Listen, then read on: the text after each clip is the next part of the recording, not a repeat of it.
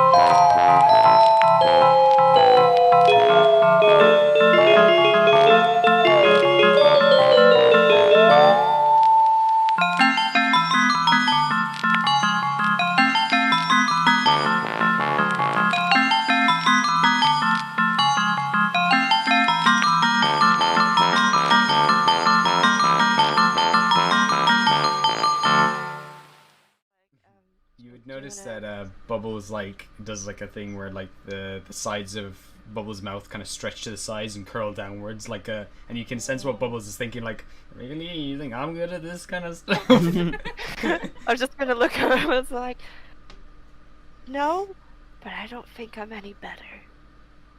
You really want me to go up to that man and go like, oh, it's okay, she wasn't much of a loss. See, I can't. Bubbles kind of points inside their mouth, and just you know what Bubbles is saying the whole time, and Bubbles is just trying to communicate, like, I can't even talk. I think that's the benefit. Yeah, Fine, that's true. Okay. Ghostly, I think this might be for you. What's that then? Like, go give Brian a hug. Oh, Brian's upset because Nagacinta's in bits on the floor.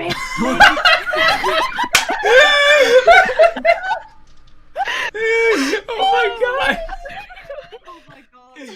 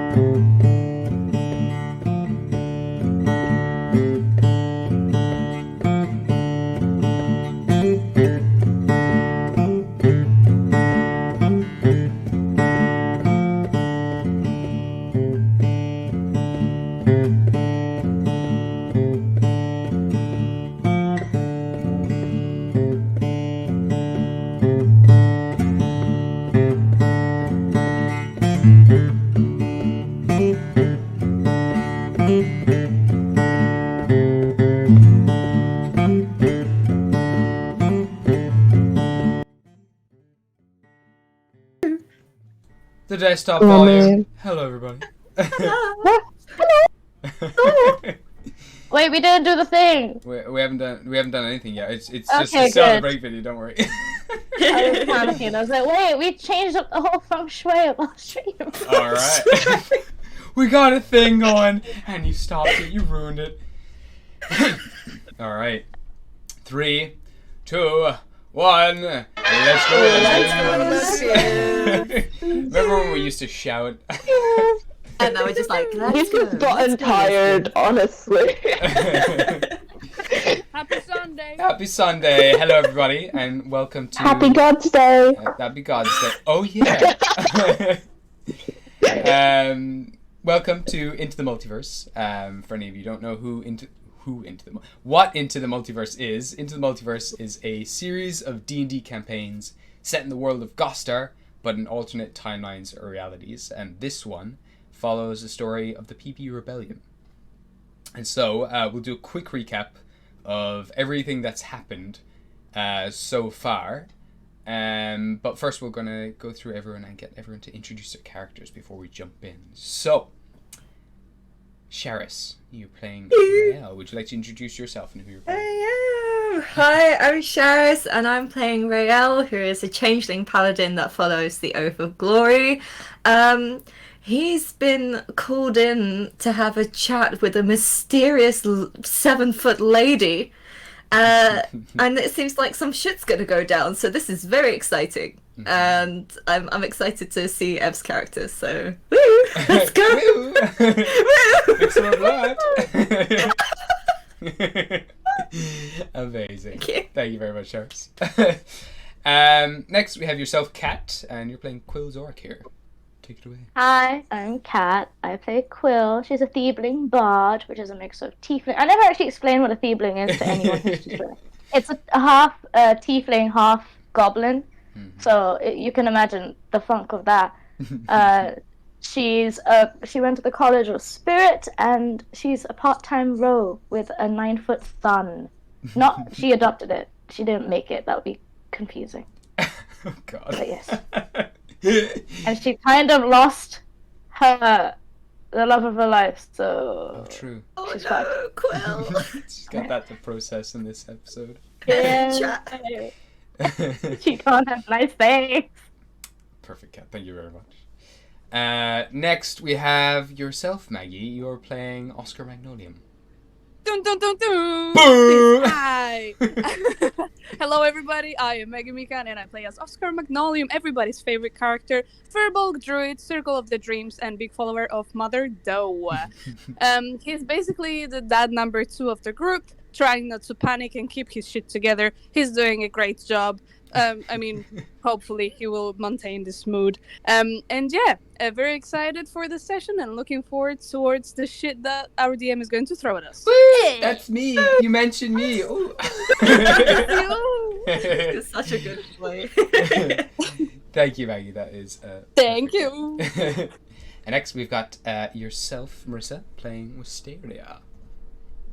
It's always nerve-wracking being right next to Maggie on the little call list. Maggie's so prepared, and I'm like, here, I'm Wisteria Spoons. Anyways, hi, I'm Marissa. I play Wisteria Spoons. She's an albino winged tiefling who's an arcanic cleric as well. I recently realized that she does not have bubbles with her, and she just kind of left it in a care of a dad's. So that's fun. I got quite lucky last week. Rolled a couple good nut 20s and managed to traumatize a couple thieves. So I got a lot of loot. You did. So look forward to seeing possibly me be cursed, might die, or just spending all my money on buying my sister chickens. Amazing. Oh, that's very See you sweet. later. That's nice, actually. Amazing. That's fantastic. Thank you very much, Marissa. Cass and Patema are going to be joining us later, and I'll leave them introduce themselves when they hop in. I was fully ready to do a cat impression. Oh, you want to do it? You want to take it away? Yeah, I do. Okay, go Yes, for it. please. Will you introduce? Can I do Patemas? Can I do You Patemas? can. Did someone just join in the chat there, or is that my imagination? No. No, Okay, no, yeah, okay, you go. Yeah, you go No, for no, no. Patema, and Sharis, you can take away Cass. So, hey, Cass. okay. So you're Oh, playing yeah. Shahil. What's up, chat? My What's name's up? Cassiel, but you can call me Cass, and I play the tiefling bard Shahil, who's a bitch. Thank you. Why is he American? He has an American accent. That is so funny. I was waiting for him like, that's Pogus, chat. Oh my That's God. Pogus. Sharis, And you at can the get end an of inspiration. it goes, thank you very Thank you. much. All right, brilliant. Next we have yourself, Patema. You're playing Ghostly O'Keefe. Hi, I'm Patema. I play Ghostly O'Keefe. That's all. Beautiful. That was Thank you, spot on, Patema. actually. And an inspiration for you too. You forgot that you're the smartest wizard. Oh You're the yeah. smartest wizard. Smart- Whoa. yeah, smart- Listen, sometimes Patema doesn't even say that. Yeah, no, she doesn't. Like it literally. Just, Patema doesn't usually even say her name. Patema usually just goes, hi, I play Ghostly O'Keefe. that's it. And then you also like, she's the smartest. We're like her hype men. That's what we are. Yay! I got inspiration for saying a sentence. All right, and then finally, we have yourself, Ev. Do you want to introduce yourself and then, quickly describe who the party has just met last week? My name is Heather. Serious. She is a very tall woman with black armor, and long red hair, all that stuff. Fancy. I don't know what else to say. Yeah, it's perfect. That's all you need to say, I suppose, for now. Brilliant. So, that is the wonderful crew. My name is Gabriel Galway. I am the DM, or the Dungeon Master. I tell the stories, I write the stories, I throw the crap in front of these players. They are the heroes, or the antagonists, the protagonists, whatever, of this story, of this world that I've built for them. I throw characters at them, story, plot hooks, everything else, and everyone else reacts to them, and we build a story from there. I also play some of the characters in, or just every other character in this, I suppose. But in the party so far, I'm playing Grog, a 9-foot-tall lizard folk man who's really strong, and missing an arm and an eye. And also Melody, a Medusa, who's tagged along and was originally, and still is a bit of Oscar's a wing woman. And so last time we played, everyone managed to, you raided the Thieves Guild, you encountered, or you kind of met up again with Levi, the head of the Thieves Guild. You tried to kind of get him to remove the bad names that both Rael and Shahil had. They were both wanted criminals around Orkil for apparently stealing the queen of Orkil, Lavender. But the two of them realized it was the Thieves Guild, actually, that had stolen her. So you went in, you approached them all, but it all turned into a big combat, which ended up with the leader, Levi, the leader of the Thieves Guild. His head got exploded by Wisteria, and you also discovered he was a vampire. You managed to loot the place, and then realizing and also saved Queen Lavender and met back up with the detective Brad Croft.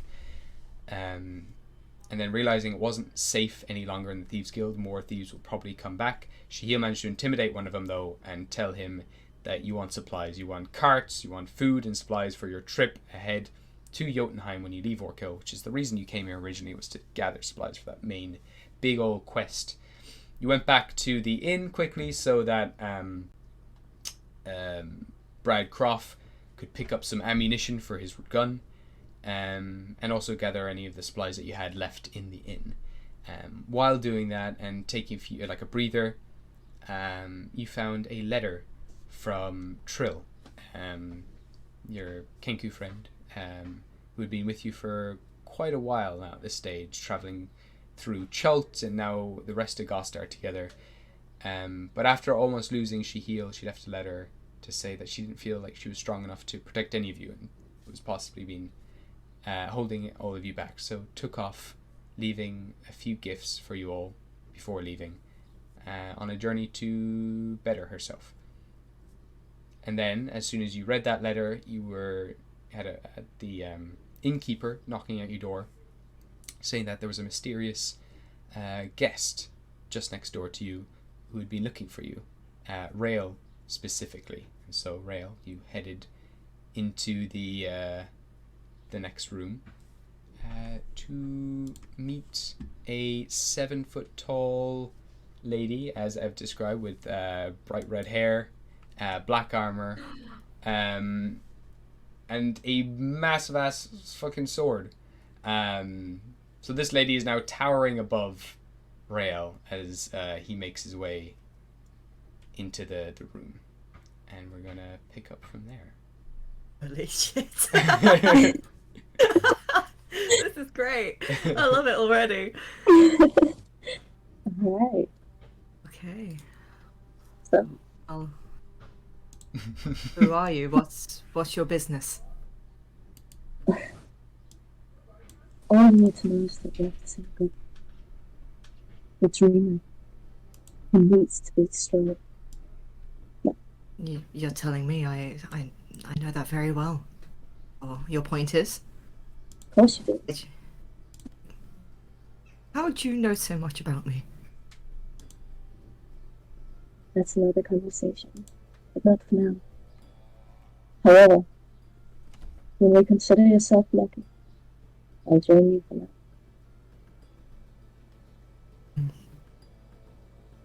What's your name? Doesn't matter. You trust me, don't you? And She's gonna pull out the yellow eye of the dream. And she says, I stole this from some old hack a while ago. She didn't want me to take it, but you seem to just beat her since she gave it. That's enough, isn't it? Take it. And she holds it out to you. Okay, so you then see dangling in Spaceria's figure's hands on the gold chain, there is just the eyeball coated like half in gold, and it just looks at you. It's got this yellow iris. Yeah. I will take it cautiously. Alright. So, you come up to the elbows of this lady who's holding out this, just kind of casually holding out this golden necklace. But even just holding it out kind of almost like waist level, this thing comes right up to your head. You've got to kind of reach up to take the thing. I know it's supposed to be serious, but that's too funny to picture. Yeah, I'll take it and just keep it like the actual pendant bit of grasped so it doesn't open or anything. I don't want anything to like risk it opening. Yeah, as soon as you take it closes up. The kind of like sheets of gold plates kind of close down. The eyelid kind of closes over it. Yeah, okay. He's very cautious. He is still unsure, but I mean he has just been given a necklace to be destroyed, so I'll say thank you for now. Can you hear me? Sorry? We can hear you a bit better now. Yeah, it's a little muffled, but it's okay. Yeah, it's a bit better now. Yeah, it's a bit better. Thank God. Sorry. It's okay, honey. Do I need to say anything, like repeat myself? Just making sure. I'm pretty sure we got most of it. I don't know if you want I think Sharis got most of it. Yeah, which is the important part. Yeah, I heard sorry, I nothing. didn't understand. I have no idea what's going on, but hey, it helps to metagame, so Yeah, that's fine. We're not there, so. yeah, metagame this shit. We can explain later. It's all right. Yeah. Essentially you beat a hag to steal this eye. That's great. Okay, yeah, she beats up a hag to get a dreamer necklace, and has just given that dreamer necklace to Rael. That's all that's happened. He's just kind of keeping a close grasp on it, kind of eyeing her up and down, bit just taking in. Can I tell if she is a sort of paladin class or anything like that? Give me a religion check. Religion. Yeah. That wasn't so good. It was a 12. 12. You can't tell like if there's any kind of class or anything to this person, but you get the sense that they just radiate. There's something about them, even though they're like scarred and smashed up, they look like something that's crawled straight out of hell. There's something just incomprehensibly beautiful about this person, and there is this beautiful aura around them that both terrifies and enthralls you, just draws you in. Interesting. Yeah, there is some sort of presence to them. Yeah, but not sure what. Yeah. Can't pinpoint anything. I can't really tell if it's like a good or bad thing. It's like a weird neutral ground. Yeah, just this very, very strong presence, though. Okay.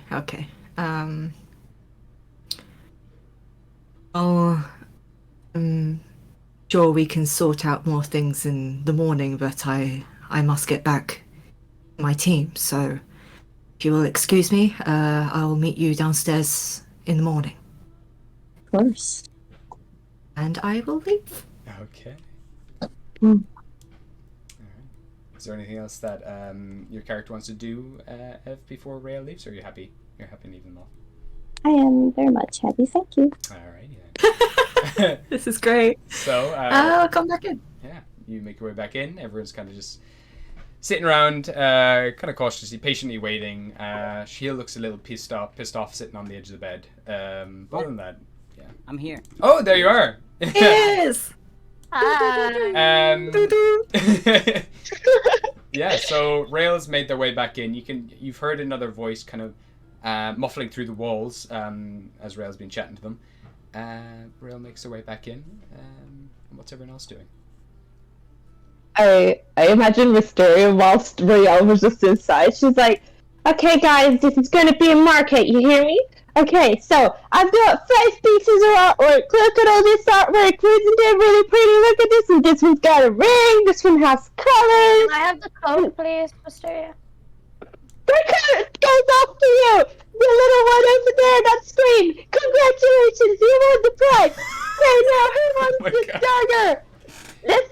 Wait, Wisteria. Wait. Wait, Yeah? Wisteria, am I paying Yeah? for this, or are you just handing it to me? People pay for stuff in a market? Honey.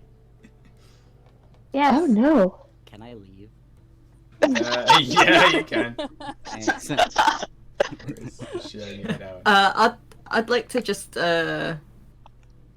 quickly kind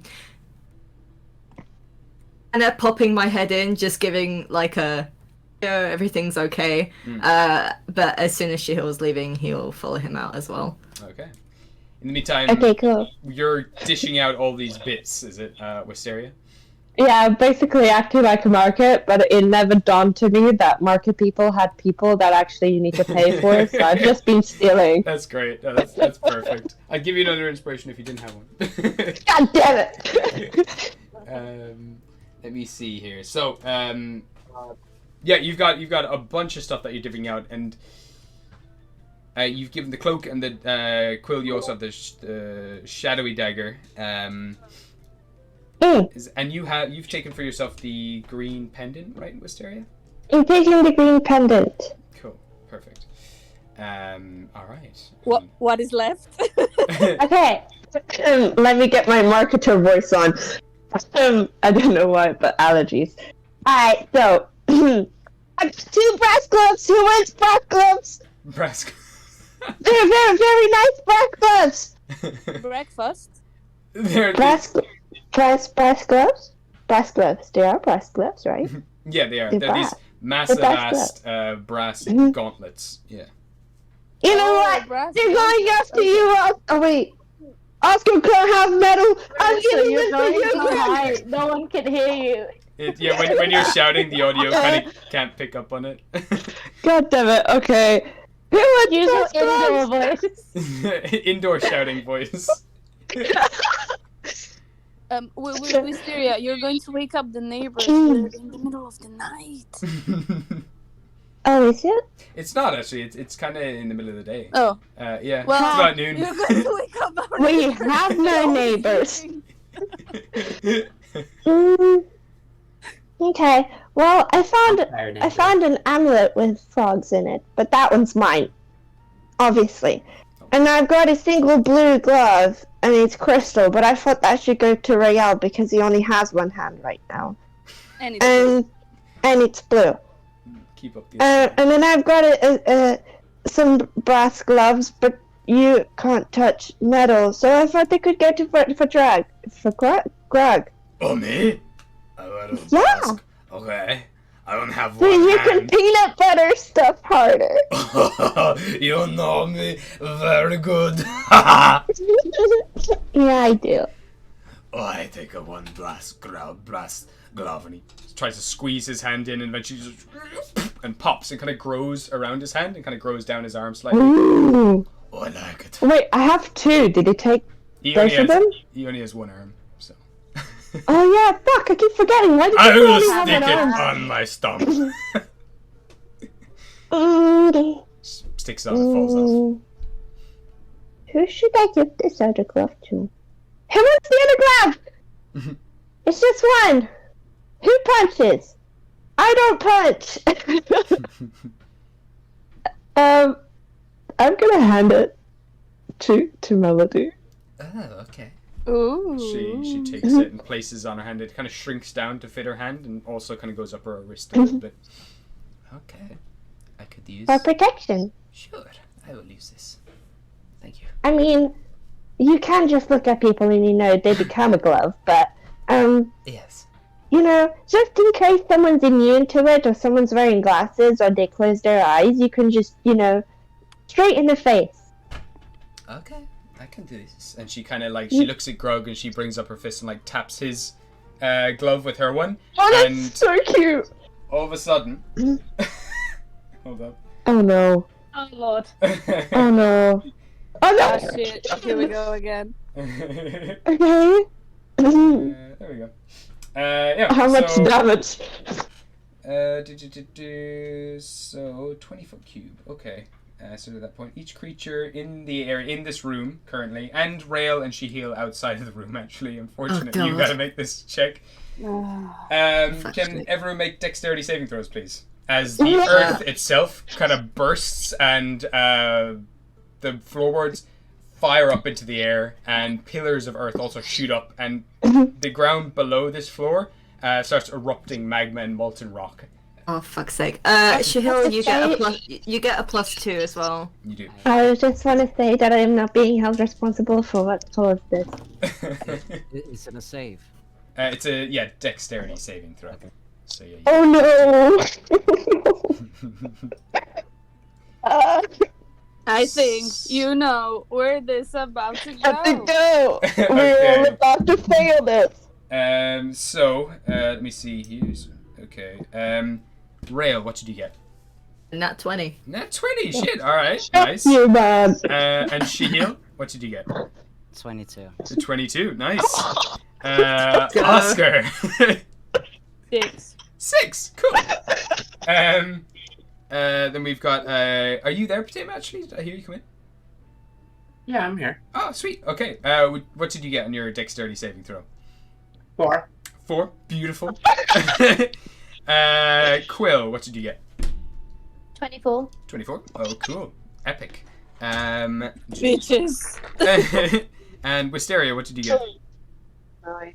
9. Okay. And Grug and Melody are immune to this. However, Oscar, Ghostly, and Wisteria. The rest of you, Quill, you managed to just leap up out of the way, kind of like on instinct. You dash against the back wall.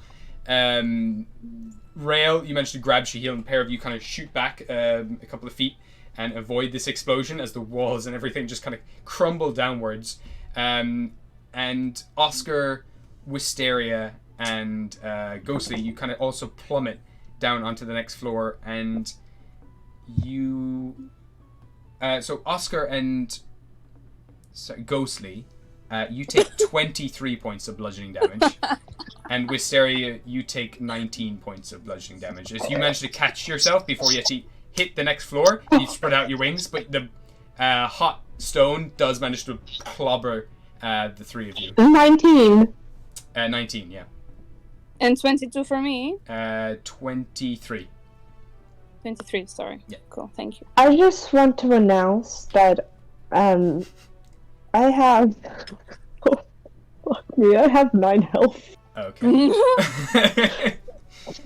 So yeah, the three of you, just this massive explosion goes off as the earth kind of erupts below all of you, and you collapse down onto the next floor. Half of the bedroom falls down as well onto this next floor, and Ev, your character would have heard this explosion at the same time, just to keep you informed. This is a very obvious explosion that goes off. Paul's just gonna shout down to the bottom floor to Wisteria. This is karma for throwing Lilith's bed down. Permanent damage. Just throw her bed down through a cipher. It's the same thing. This is karma. It's fine, we're fine. We're fine. We've got this. You okay, Oscar? We're super fine. Don't worry. Okay. I try to help out Ghostly to stand up. Paul's just holding onto the wall like a cat. So you can see as well at this time as well, both Grog's now looking at Melody, has this like massive grin on his face. He goes to like tap her fist together, like, and nothing happens. Oh, that was good. That was very good. Ellie's kind of looking very pleasantly. What the heck was that? Good question. I somehow trust you more with those gloves than I feel like I trust Grug now. I like this very much. Please don't use it inside a building again. God, my wings are sore. You rest buddy. down there, sillies. And he's just now kind of stroking his glove with his stump. He's kind of just like tucking under his arm and kind of just, oh yes, very good glove. Rael and Shahil, what are the pair of you doing? Hello. You managed to leap I'm back. wondering what the fuck that was. Now you can see now that the walls are gone as well. Sorry. I am ignoring everyone and Rael, and I am keep walking. Okay. So as Rael kind of pulls you back out of the way, you kind of just ignore it and continue on. All right. Just kind of eyes flicking between whatever the fuck that is, and she'll just seeing they're fine. There's no immediate panic apart from the floor being destroyed. But he will get a bit antsy, and he will still try and follow Shahil if he can. Okay. I just Oh my god. there we go. Oh god. All right. Wow. Perfect. Can I mend it? No. Damn. Starts bending, and you just see one floorboard go back to place. Yeah, just like or just Yeah, I will puts. start doing that. Just like the smallest pieces, I'll just start to mend them together. All right. So you just start. Ghostly is mending as well. Can I do that? You Can I can, do yeah. that as you? Aw. The pair of you can start Dude, fixing planks of wood. Can we hold hands while we do it? Oh. How do we mend It's something so if our hands potato. are busy? We're combining our mending powers. Yeah. True. The power of love and mending. You know what? I'll get you both to make some Arcana checks. I did this just for the lols, but I love it. Arcana. Yes. There. So, what did the pair of you get? I got an 18. I got an 8. Okay. So, we'll take the 18. 2 seconds now. Patim, I'm going to also get you to make a roll on your D100 table. Yeah. Oh shit! This can only get worse.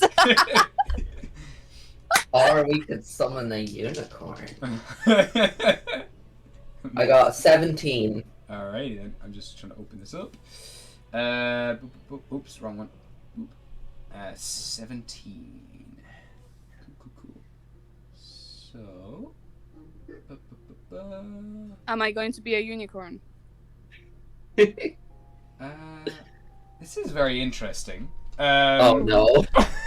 Is it one She of those actually awkward fixes the ones? thing. It's just a strange one. So No. you watch as you guys mentioned all of a sudden all these planks begin lifting and fixing back together. You also see like kind of new little shoots come out of the wood with your magic, Oscar, and seems to be kind of almost blessed by the Mother Doe. You see these kind of new sprouts and stuff kind of reach across to the other planks, and they grow back together, and that wood is alive again as they all start floating back up onto the ceiling, replacing everything. All the nails start slotting in again, but then you watch as all of the nails go completely rusted, and every piece of metal in the entire room begins to rust dramatically. Just like everything just goes from like silver to like a brass color. There's a couple of soldiers down there as well that are kind of just sitting at a bar, and you watch as all of their kind of green and white armor completely rusts over and starts crumbling away. But the floor is fixed, The right? floor is fixed. Yeah. After about a minute or so of just holding hands together, everything begins to fit back in place, and it gets faster and faster. And as everything it's almost as if things aren't repairing, but they're almost just going back in time slightly, and everything's reversing. Oh wow. The ground itself, though, does remain a bit rough below your feet with all the broken rocks and things, but other than that, you're good. It's impressive. Oh, we did a good job there, Oscar. Indeed. Well, you're getting better and better every day. Wow. Great teamwork, I guess. And goes the high five, Oscar. He will attempt at high five. You guys managed a high five. I'm not gonna get you. I'm gonna say So that much was progress. Asteria thought she was included, so she's just got both hands up. Oh, bless. Wait, high five? I'll high five Wisteria as well. Me too. Yeah, I don't want her to feel left out. Double high five. Being afraid to hail and not knowing it. So actually, no, there's not two guards in here. My bad. The robot itself begins to rust. They're constantly singing this song. They were singing this song the whole time, like, my name is Rubber Geezer, I am... And they begin rusting over, and their whole body starts seizing up, and they almost turn into this rusted statue. And, You killed a robot? The hell? Well, it's Murderers! a really nice vintage effect. I think this tavern should raise their prices He's because it looks more appealing right now. What the hell do you do to my robot? We're secretly fixer persons, and we came here on a secret show, and we're helping inns who look like they need fixing for free, and we came here to surprise you. We're here for free, and we fixed the building for you. So now you can charge more money because it looks more appealing and more staff members will come here. Yeah. Can you give me a deception check? Oh god, a what? Deception? Deception check. Oh no. Come on, please, I beg you. That is not good enough. I'm using my inspiration. Okay. Oh You sounded god. like a Formula One co-host. or something. I know. Come on. That is okay. Yes, I guess that's a 15. Right, so you're telling me now that you came here to fix a natural phenomenon that you just knew was gonna happen. Yes. How would you know? You see, that little albino tiefling, not myself, the other one. Right. She is a great wizard, and she can predict very small events from the future.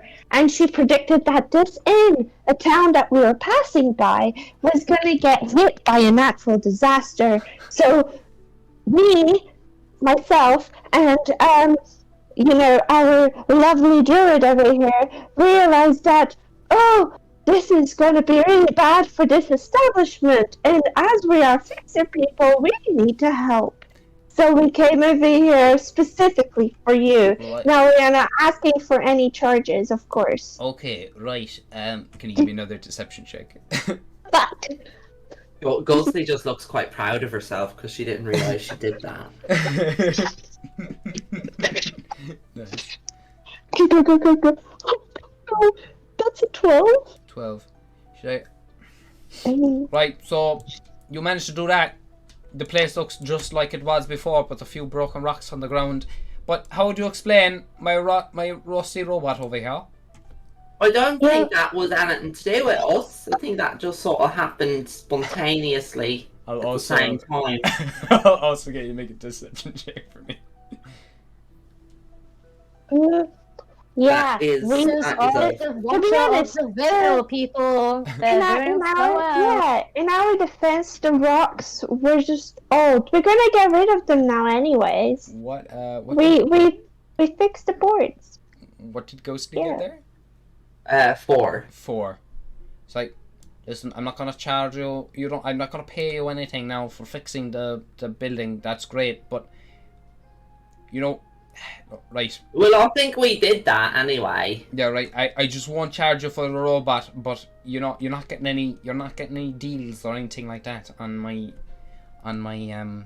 establishment. Like, you're doing your whatevers, that's fine, but I'll leave just one pass about the robot. I'm sure we'll be able to scrape off some of the rust and you'll be fine. Gives it a bit of a kick. Come on, get back into it now. We hired you to play some music. Don't go to sleep on me. She's just there, kind of starts scrubbing the robot down. I got a spell that might help with that. Right, yeah, come here. Let me see what you got. Can I go over and cast mending again on the robot? You can, but nothing happens. Oh. A quiet no from Maggie. She's like, right, you just keep at that spell there now, and I'm gonna start scrubbing this off. So the pair of you are trying to fix this robot. Rail and Shahil, what are you doing? Who are you? So you, at this stage, you would have come down the stairs and you would have seen all this kind of happening and taking place. I think we're just kind of used to their antics by now. Sure. Yeah. So not too phased. No. I'd like to go outside. All right. So I will go with them. Yeah. So you go for a walk. Yeah. Going for a walk. I'm going for a walk. I'm just following. Wonderful. All right. So the pair of you head out the inn and start walking around the town for a bit. I want to go to a specific place. Okay. Where are you heading? Well, I assume Shahil, knows this this place in and out. Yeah. And I would like if there's a specific place where like, like those things where like you sit on a rooftop and you look up and it's really cute, like it's really like nice. I'd assume Shahil would know a place like that maybe, and he would go there.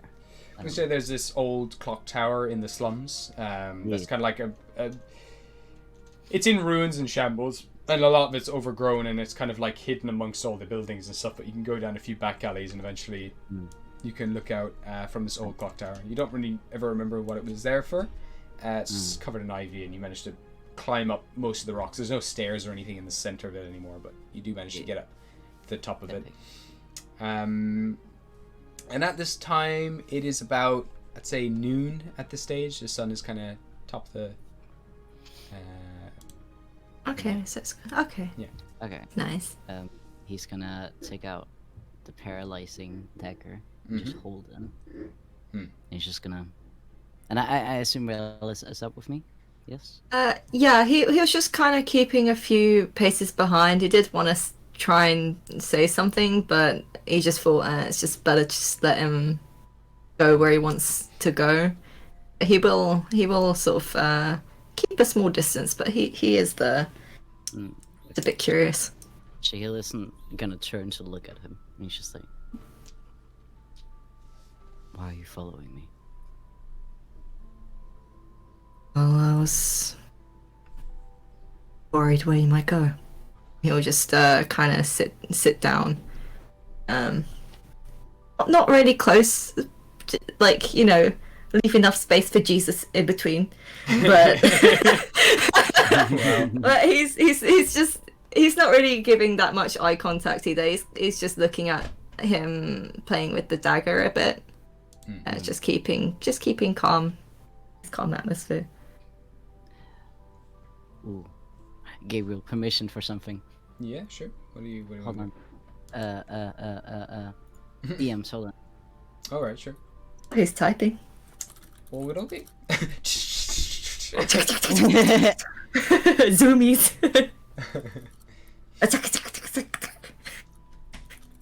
And is there anything anyone else back in the inn wants to be doing while this is all going on? Because they're going to be gone for a little while. I want to go back to my dad's, please. You want to start heading back there? Is anyone going with Trill? I mean, Trill. Quill, sorry. Honey. Yeah, sorry. Wow. Don't rub salt in the It's one letter and like two letters, whatever. Wow.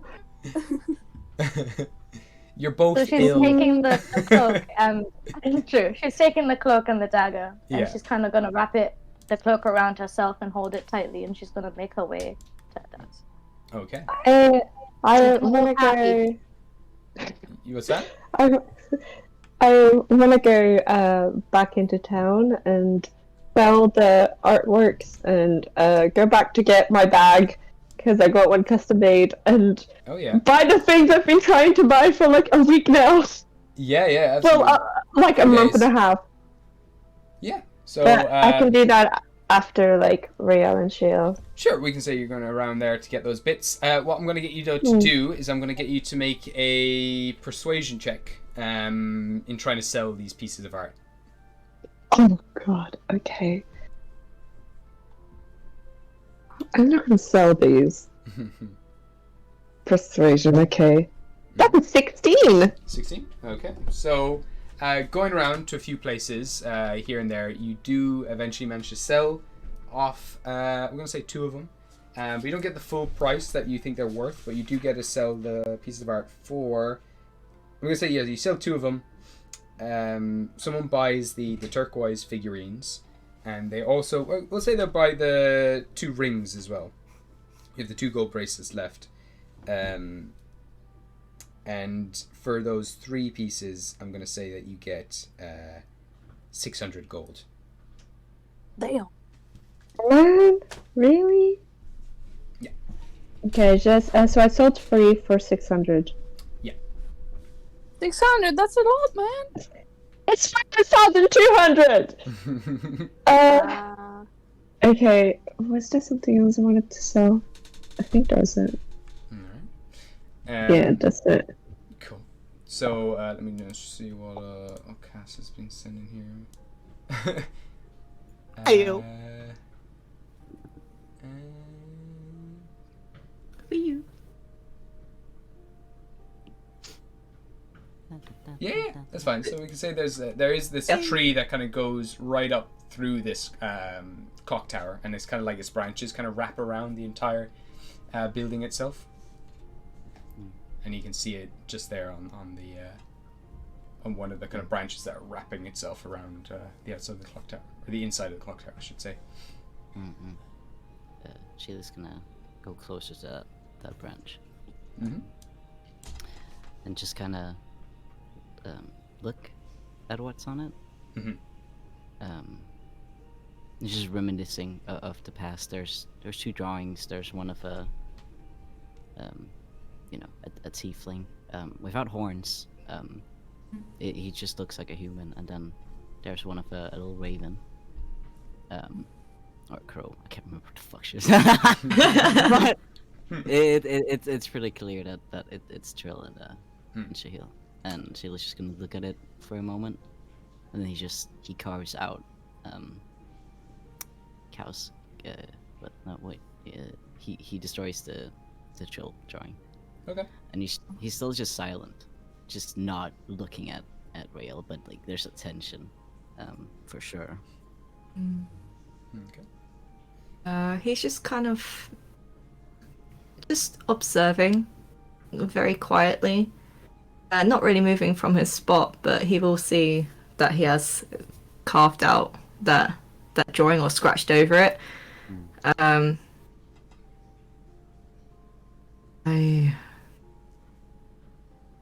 sorry about Trill. I know there's been a lot happening. An awful lot. I guess I just wanted to check on you. So. Well, you've checked. You don't know anything. Oh, that's true. Right. There's always a start. If you're willing. And comfortable too. He's gonna turn and look at Rael. Just kind of size him up a bit. Just, no, I'm not. Just kind of, he looks a little bit hurt, but just nods. I respect that. He'll just kind of stand up and brush the back of his trousers off a little bit.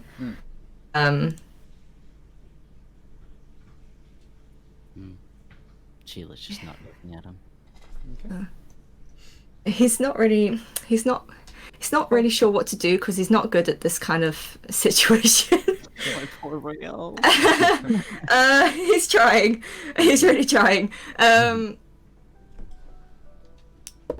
He's still got the dreamer eye on him. It's I guess he's just kind of wrapped it up and put it in a pocket or something like that. Yeah. I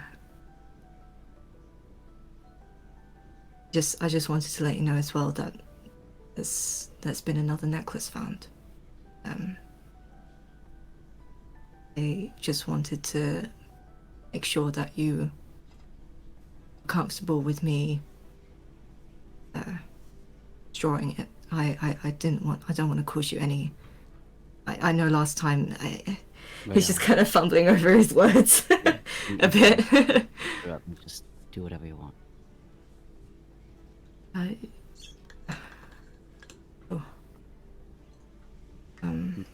Leave. I want to be alone. Just kind of nods again. Being a bit anxious, but we'll respect his decision. Wait. My poor boys. All right. And he'll just say, "Come back soon." And he'll climb down. Okay.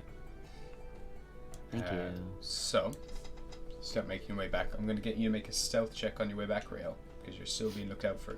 And I'm also going to get Shahil to make a stealth check. Yeah. Okay.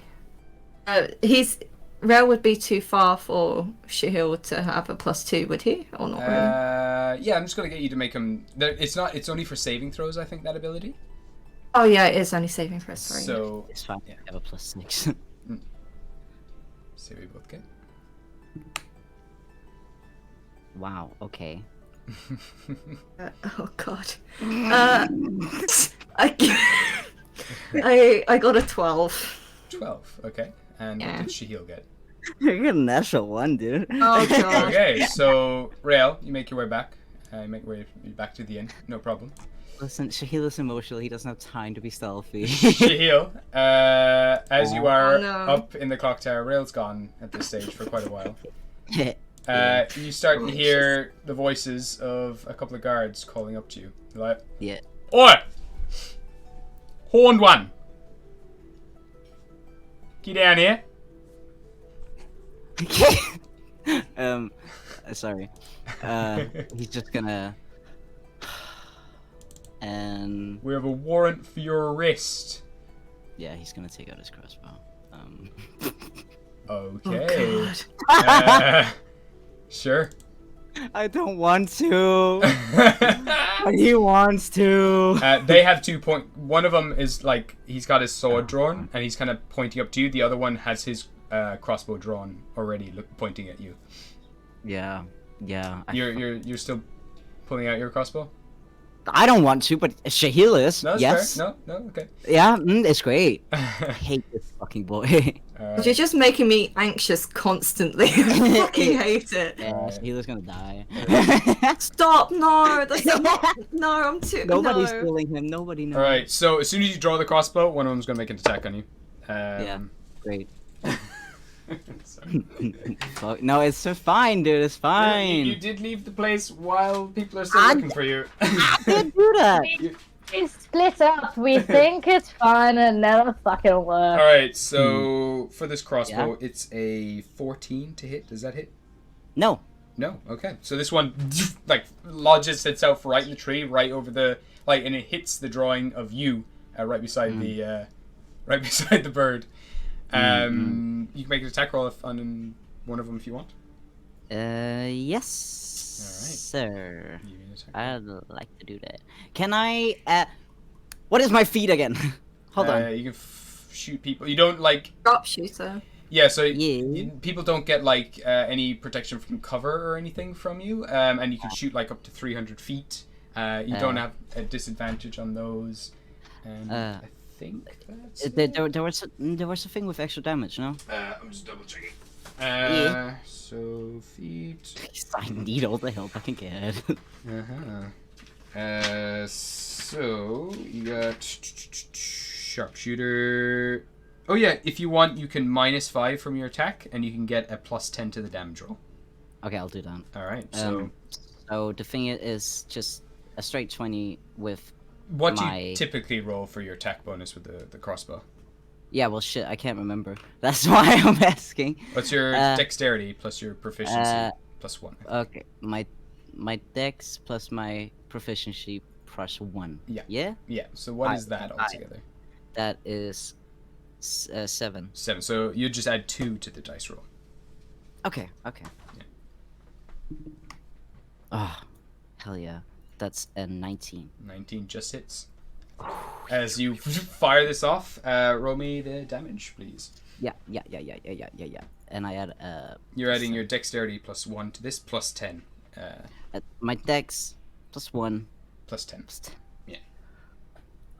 Okay, but it also says on my crossbow heavy that it's a 1d10 +3. What's that? That's the +3 is your dexterity. What is your dexterity modifier? No, my dex is +2. Oh yeah, so this +3 because it's like your dex, which is 2, and it's a magical weapon, so it's got a +1. Ah, so okay. You're adding 13 to whatever you roll. Alright, thanks. So 13. Mm-hmm. Okay, cool. That's a.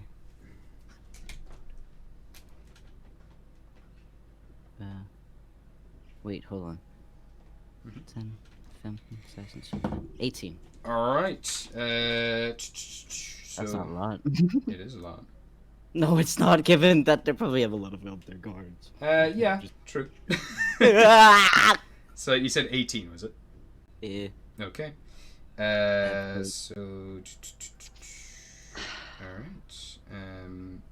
So you fire this, it kind of lodges itself right between the armor, like into his shoulder. It kind of falls back a bit, and the two of them are going to start. Yeah. Hold on, do there's no movement.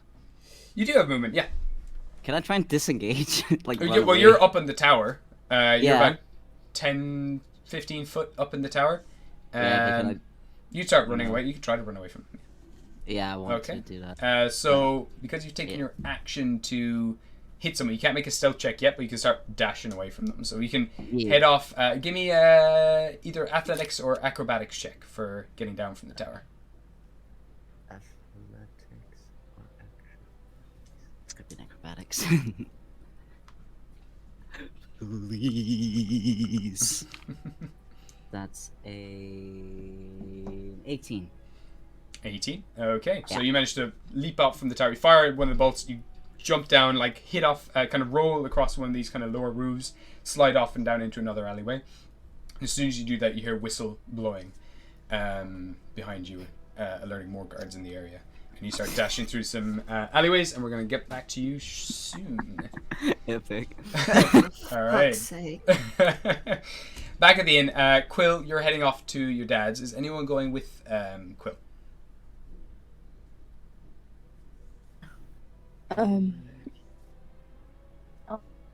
Can you tell me once again which direction of the city is her house? Yes, so you lot are currently, I'll put some markers on this place where everyone is.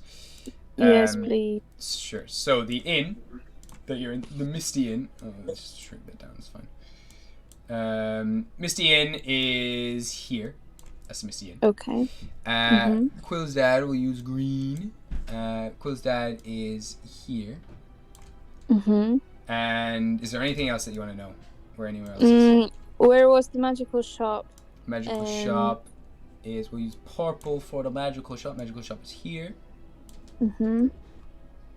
I remember there was mentioned when we arrived to the town that there was some kind of shrine or church dedicated to the Mother Doe. I'm just going to do my own business.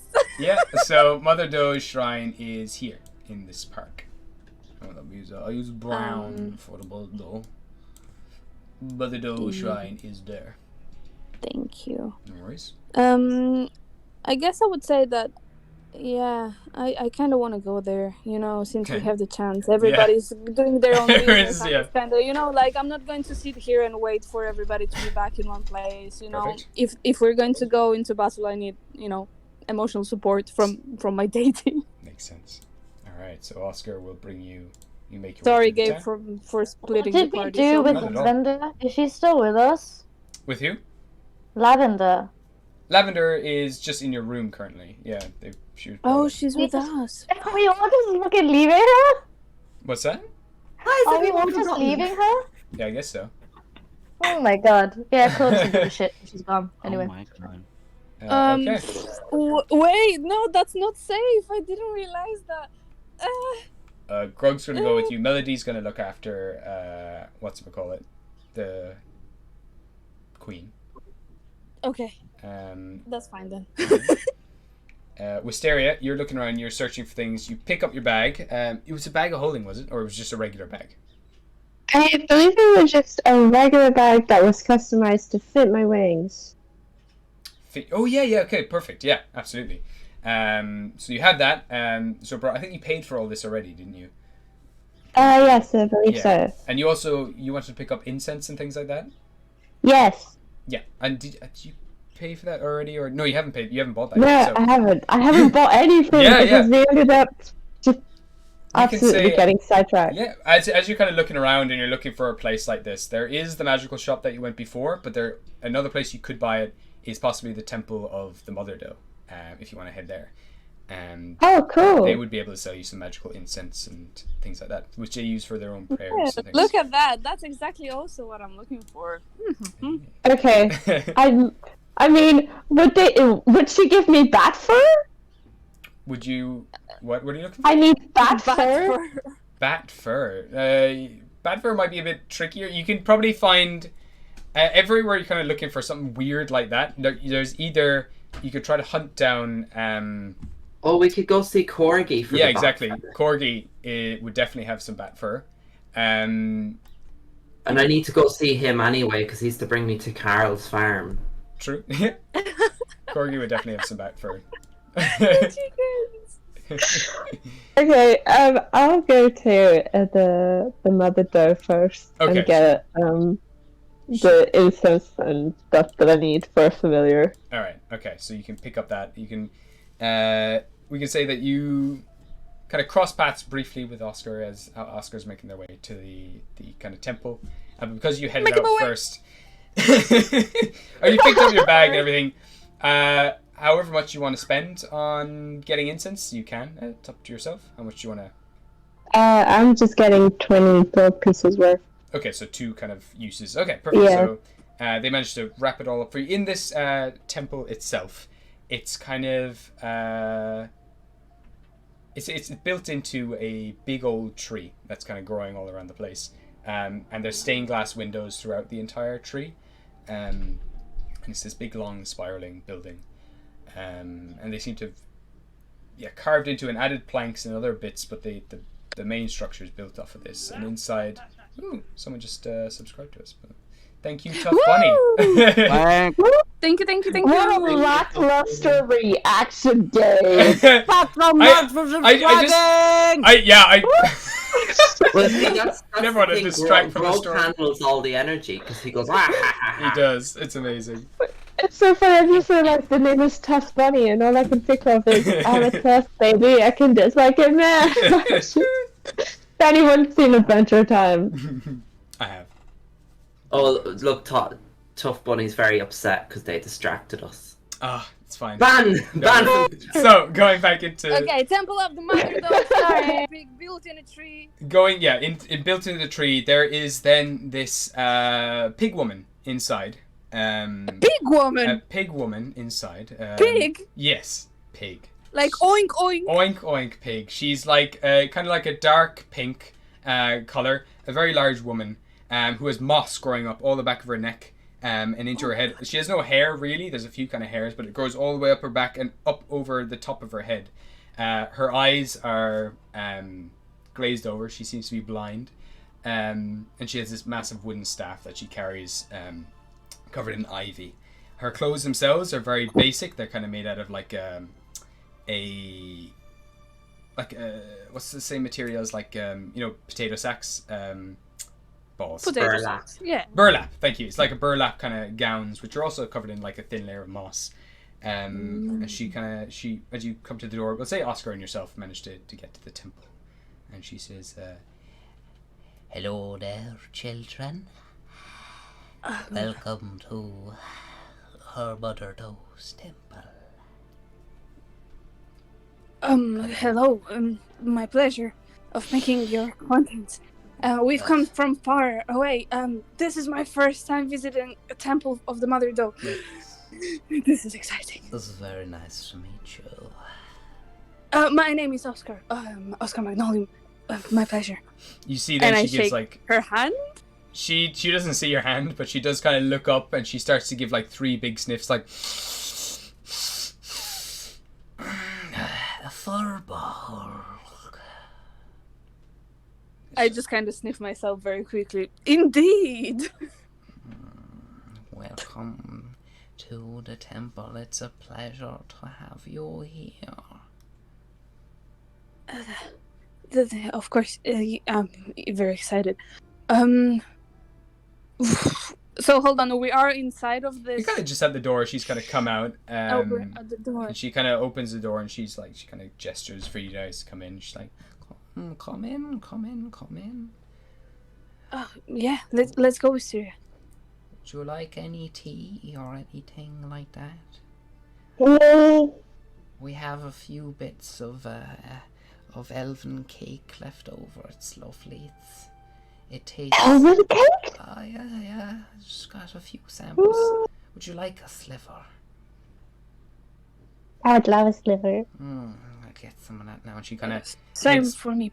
she kind of heads up as you kind of come into this place. There are there's a lot of cushions put down onto the ground, and there is small kind of wooden kind of pews put in front of the cushions. They're kind of like in these strips, and at the center of the room there is a well of sorts, but then all around the edge of this circular kind of carved out tree there are steps that go up to other floors and levels, and there's dozens of these circular stained glass windows all around, made of like blues and greens and kind of autumnal colors that fill this place with a beautiful light. And then there's one massive circle of your tree, the tree that is from Magnolium itself. There's a large stained glass version of that tree. I will just spend a few minutes just looking at it with a smile. Reminds me of home. It's beautiful. There's a Can I take out a book and just really shittily sketch, because I can't draw, like what I'm seeing right now? Yeah, absolutely. You can take notes of everything around here, and eventually, as you're sketching it, Oscar, you're there, kind of relaxing, praying, everything else.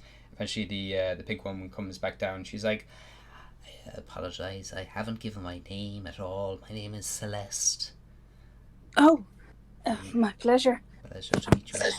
Celeste Longhair. and she kind of pops down like a wooden tray with some ceramic plates as well that she sliced, like literally wafer thin slices of this kind of bright green, transparent. Looks like cake. It kind of looks like almost like key lime cake, but like a luminous green. She's placed out like 3 plates to the 3 of you and starts pouring this tea, and it smells kind of like just more like damp, mossy. It's got like a really strong smell to it. She pours out this browny green liquid. Now, what brings you here to the temple? Well, actually, I was wanting to try something a little bit unusual for a druid. You know, I'm from the Circle of Dreams, and I have encountered the Mother Doe in my dreams so many times, but I feel like we're about to go on this very big mission, and I want to have her close to me and my companions.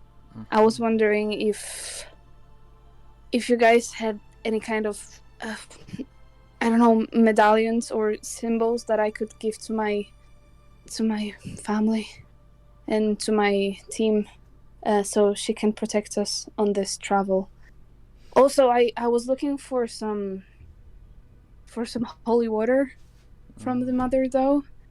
Absolutely, no problem at all. Come here to me. Come here now.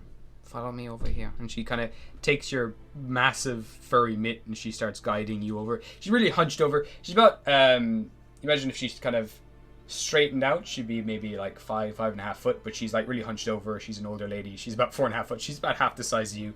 And she kind of takes your hand and starts guiding you over, lifting her hand high above her head. And she brings you to the well at the center of the place. And there's a wooden ladle inside. And she dips it in and scoops it out and kind of lifts it up to you. Yeah, drink. Okay, yeah, I will drink. I don't know what that is, but I'll drink. All right, it's just this water that she's pulled out of this well. I'll get you to make a religion check for me, please. Oh, this is so exciting!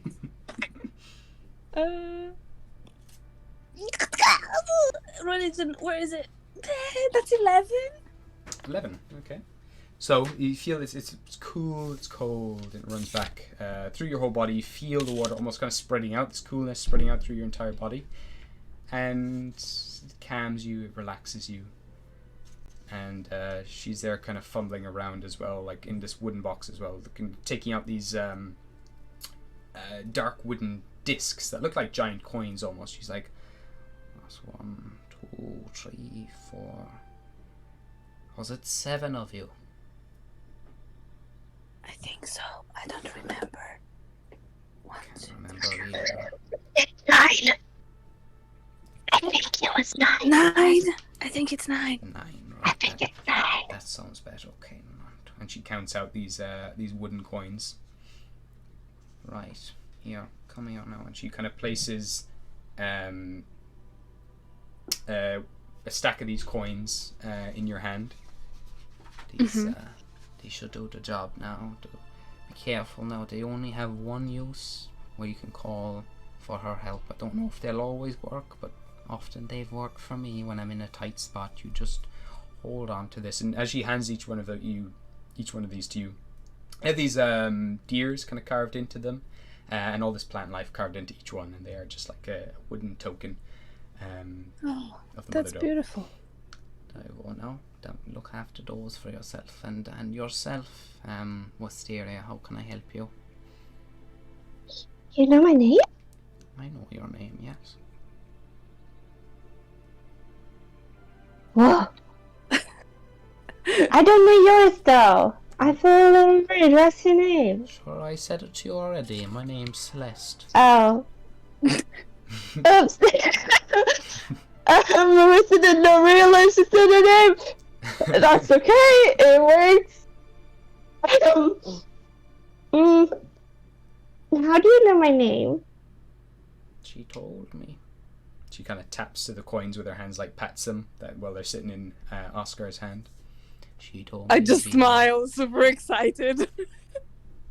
She's not going to be able to follow you to Jotunheim, but these will help you keep in touch. I go give it one too? You can take one too, yes. There's one for each of you there. Thank you so much. These are really cute. You kind of hear these kind of 2 huffs from either side of your shoulder, just. She's not even that great. I don't even get it. We're so much better. We're so much better than her. She's just so old. She's like smelly. She smells like ew, poo, ew. Be appreciative that someone's taking care of us. You guys don't really help around here too much. Just shut up.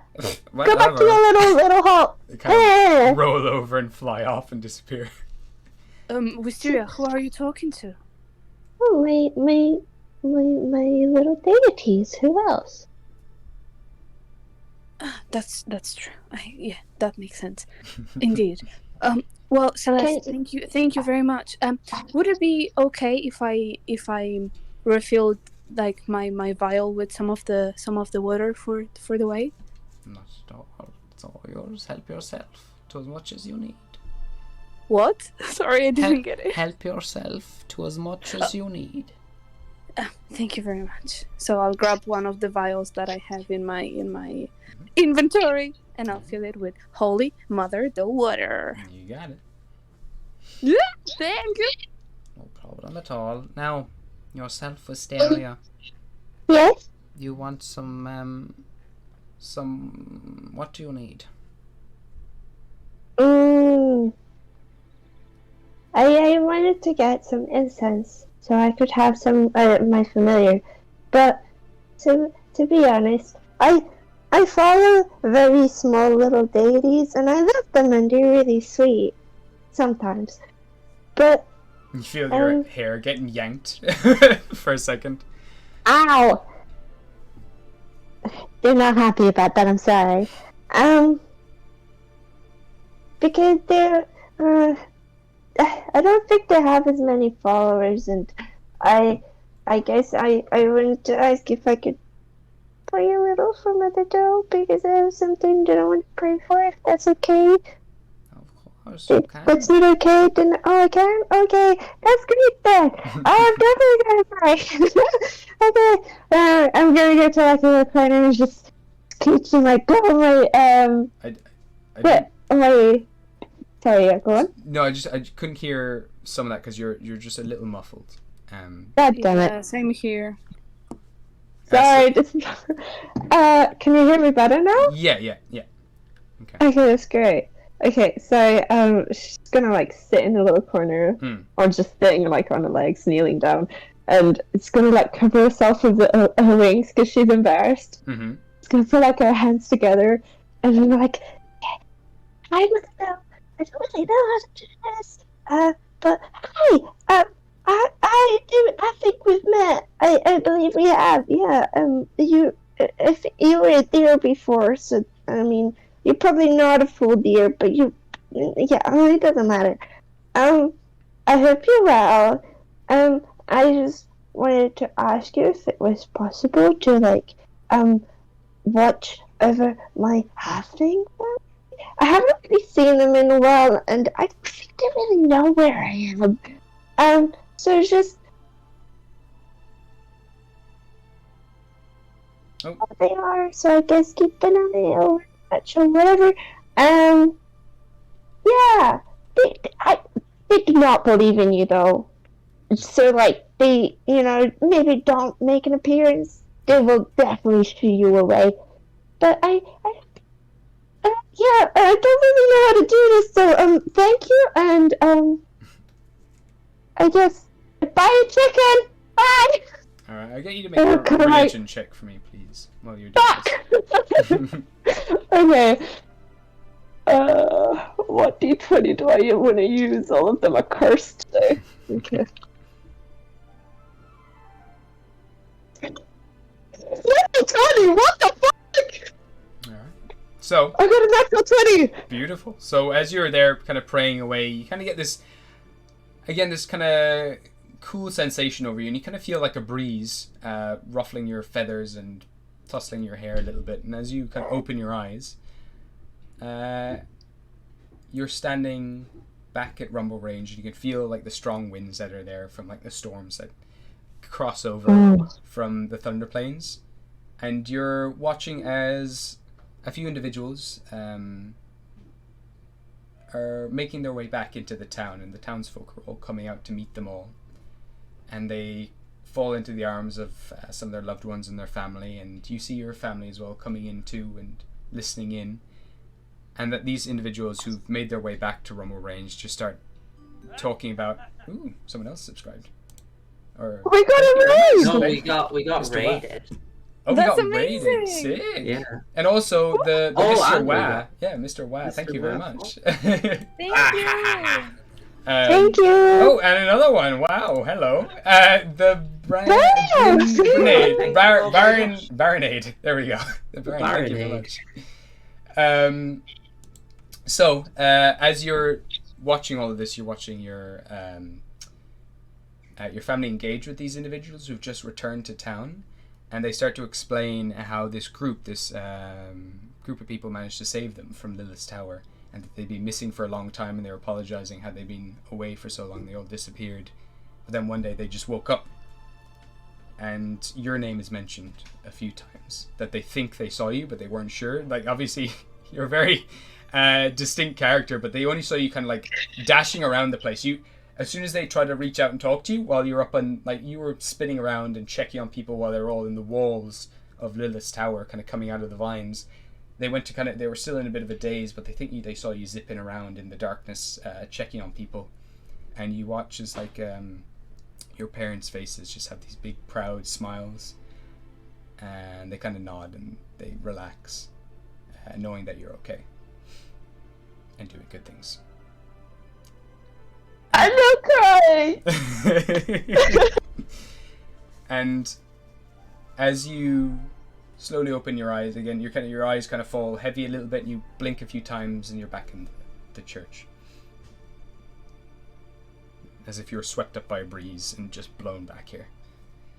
Back into your body.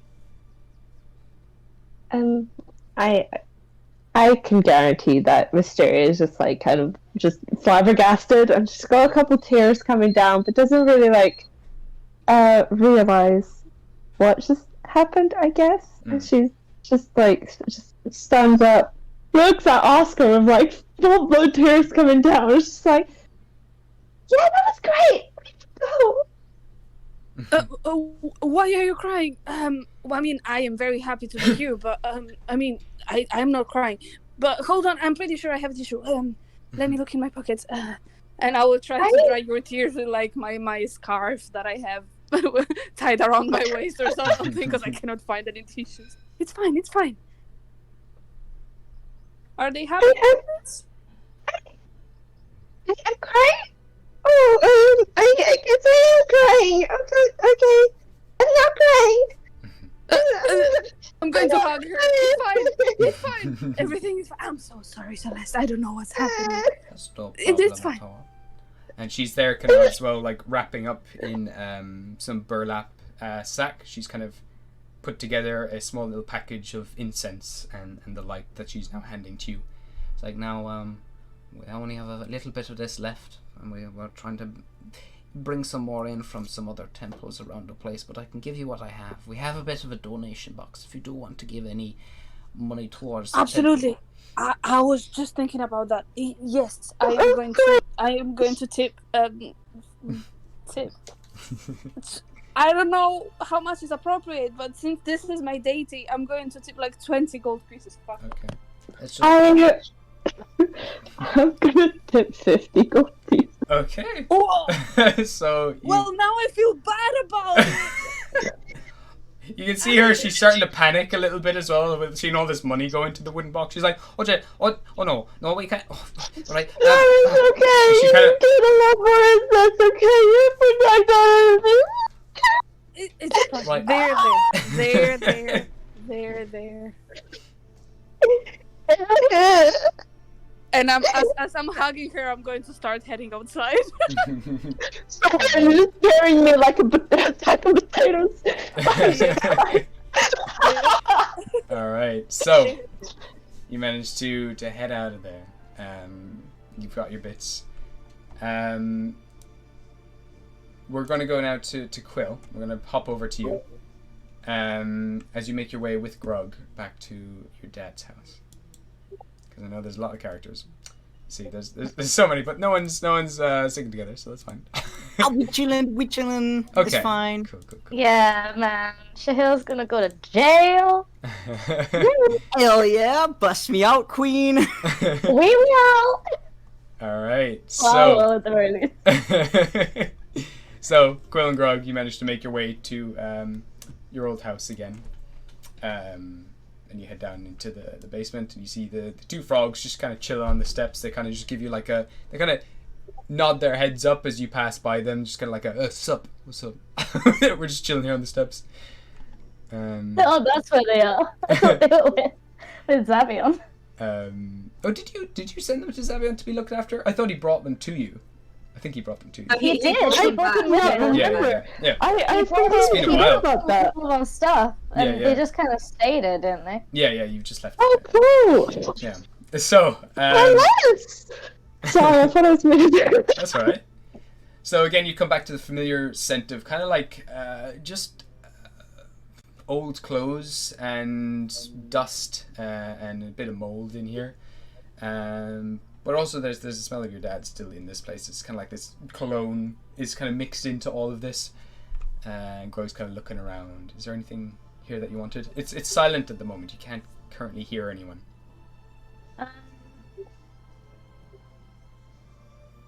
Oh, Jesus.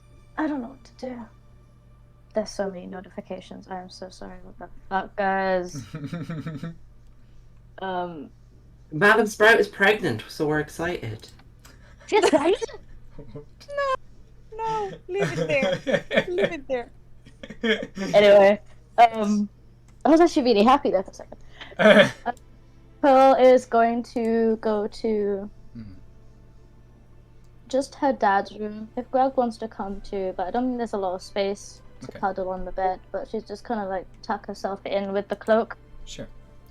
And just- sorry. Yeah. Sure. Just kind of either wait for dad, but while she's tucking herself in, she's going to send sending to Trill Okay. if she is able to. She can. You can send the message regardless. Oh, lovely. So, what are you saying? Grog's gonna leave. He's gonna just like, I'll wait out and give you the space. That's good. She's going to take a breath.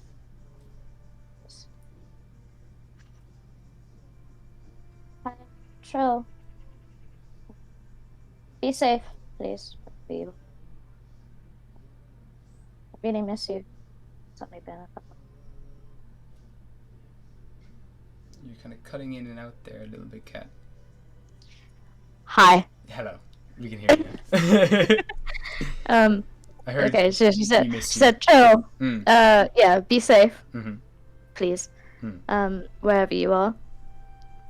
When we meet again, I want to see my mum's scarf on you.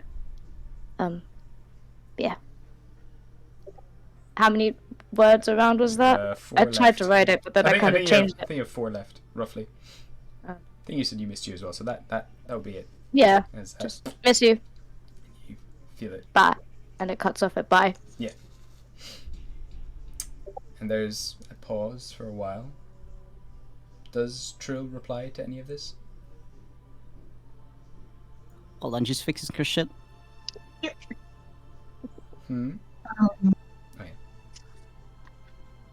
She's going to send a very simple I love you.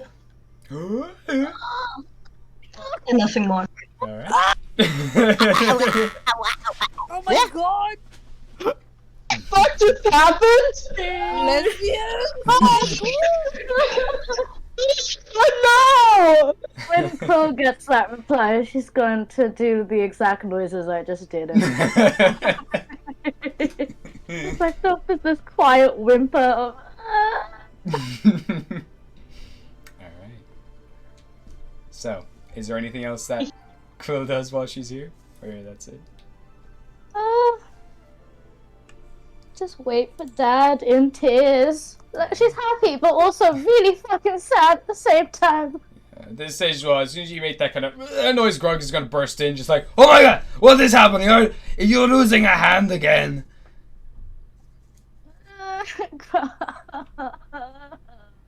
What is wrong?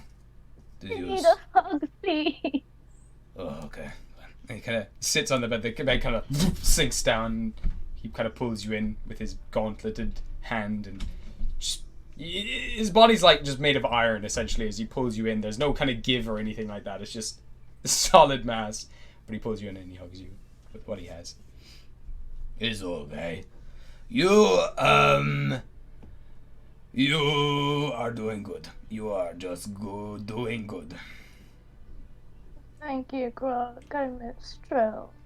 Oh yes, me too. She's very powerful and she's very good at killing. It's very admirable.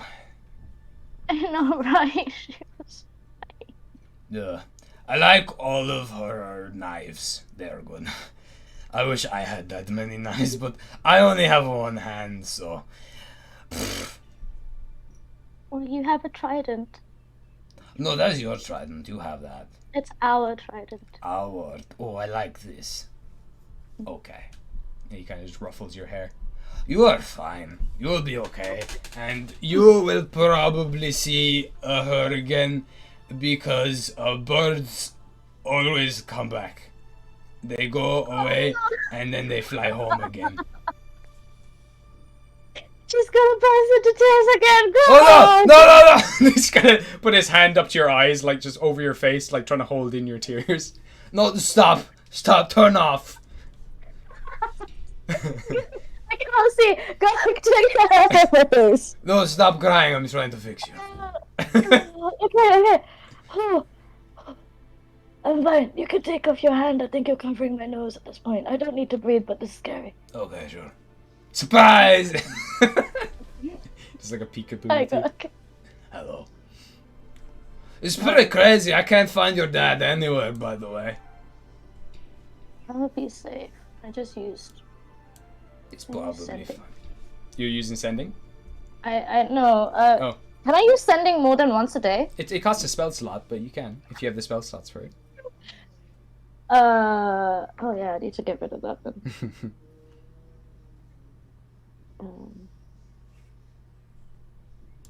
She's gonna just send a quick message to Daddy-O. Alright. If he's able to. Just... I'm home. Where are you? That's it. Alright. There's another pause, maybe for about 10 minutes, and then eventually you hear a... Well... might not be back for a while. Work stuff. I'm sorry. Don't look for me. I'll be back. I promise. And that's it.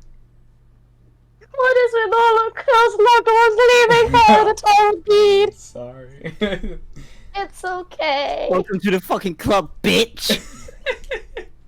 You didn't have any loved ones to begin with apart from Oh my god.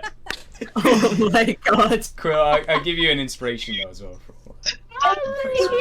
Take an inspiration away from Cass as well. He's As a punishment. What I feel like he would just be sending that in his own head at me.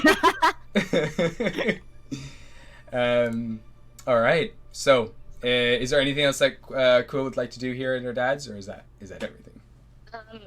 When she gets the reply, she'll sniffle and just... We best get going, Grog. I don't think Dad's gonna be back. You want him to take some of his clothes so you can smell them and remember him? Actually, that's a really good idea. Hmm. She's gonna go through his drawers and just... If the cologne is there, she's going to take it. Initially, you think it's blood, but it's just like this very bright red liquid that he sprays on himself. It does have a bit of an irony taste, but it has like almost like a petrol-y smell to it. Hey, Crow just puts it in her mouth. As soon as it does burn, blood. I'm gonna try it. You spray it immediately. It's like he's like choking. He's like Grog just like rolls his one eye, just like, oh, come on, stop trying to. You're being so melodramatic. That's a good word. Yeah, that is a really good word. Oh, Jesus, that's strong. I don't know how Mom can handle this now. Oh, I think it takes a bit for it to settle. Jesus. Okay. Okay. But you have that bottle of cologne. Hell yeah! All right. Meanwhile, Rael, you get back to the inn, and I didn't want to get that far. that's fair. Well, actually, because you've been gone a little bit, we're gonna go to Ghostly just before that. Actually, Okay, so, that's fine. Ghostly, you managed to kind of clean up the robot, and eventually it kind of starts moving, but it has this like real. It already had a bit of a janky movement to it before, but now it's just really shaky, and sparks kind of fly off it as it sings. My name is Roger. That's it. It's just kind of trying to sing whatever song was playing before. He's as good as now, eh? So, like, that's grand, yeah. That'll be fine. We'll just give him a bath or something later and he'll be absolutely grand. Thanks anyway. Good best of luck. What you doing now for the day? What's your plan? Oh, I'm gonna go see if I can find Corgi Dane. I think he comes here kind of often. Oh yeah, Corgi Dane, yeah. Sorry, I went into a weird accent there. That was strange. Hold up. I'm just gonna. Oh, we're upstairs all of a sudden. We shouldn't be upstairs. How did that happen? There we go. No, yeah, look, I'd say Corgi Dane's probably around this time, he's probably at his stalls selling his animals and whatever. What have you? Oh, right. Okay, well, thanks for not shouting at us because we made a hole in your building, and we did fix it, and it's got leaves now. It looks nice, right? It looks alright, sure. It'll be grand. It'll probably attract some of those folk who, done tree huggers, and they'd like to come here now and look at the leaves on the ceiling. That'll be nice now. Not the first time this place has been in shambles. It happens quite often. There's quite a few rowdy... But there's been no explosions of the ground, I have to admit. There's been none of that now. There's no explosions of the ground. Yeah, I don't know how that happened. Very strange. But you know how magic is, and you cast a spell, and then you turn into a frog and stuff like that. I've heard of that one, yeah. Well, let me know if you need any more help fixing up stuff. Oh, absolutely. Thanks very much, Ghostly. Now, that you did a grand job now, both on the robot here, Robot Geezer, and you also did some fantabulous work with the leaves there. We do appreciate it nonetheless. Thank you. All right, see you, Robert Geezer. You see Robert Geezer kind of like click his head like to the side a few times, like Yeah. Aye. and another little fire starts on the side of his neck. Gulsey will head out, and she's in like a very musical mood now because she's fixing the robot. So she's just kind of singing to herself. She's clopping her hooves, and she's just like walking out. She's like riding a horse with suction cups on its feet. It can go anywhere, up a building or just down the street. And then she'll head over to Corgi Dane. Beautiful. That was. I'm gonna give you an inspiration, 100%. I think I have inspiration though. Okay. Well, make your way. I wanna. Eh? Can I get the inspiration instead? No. No. I could try. At least I tried. At least you tried. Yeah. You wouldn't have gotten it if you didn't ask. It's true. Exactly. All right. So, I think this is the token for Corgi Dane. So, I've lost his counter. Was this? No, this wasn't Corgi Dane at all. Who is that? That's not him. Oh, I don't know that guy. I don't like him. There he is. There's Corgi Dane. There we go. So, Where is he? there he is. So as you make your way to the stall, he's there kind of like trying to tame one of the, what was it? It's this like spider gorilla in the cage, just kind of like starting to hiss and like thrash at the bars. And he's like, all right, yeah, okay, come down and we'll get you some cookies, no problem. Ghostly, hello. Hey, Corgi, do you need a hand with that? I've been helping out lots of people today. Oh, this little rascal's a bit of pain in the. He's a bit of a pain. Yeah, he's just been kind of really really getting a bit riled up. Can I cast friends on him? You can, yeah, absolutely. On the spider, mostly. Yeah. Not on Corgi. So as you do, immediately as you kind of approach the caged animal, it begins to relax, and it kind of crawls up like on its kind of fists. It's got like 4 fists at the front, like, but they're kind of like spider legs, and it kind of crawls over on its fists towards the bars and looks up at you with all of its eyes. Just begins sniffing. You behave yourself now, little boy the monkey. And just nods a few times and starts playing with its thumbs.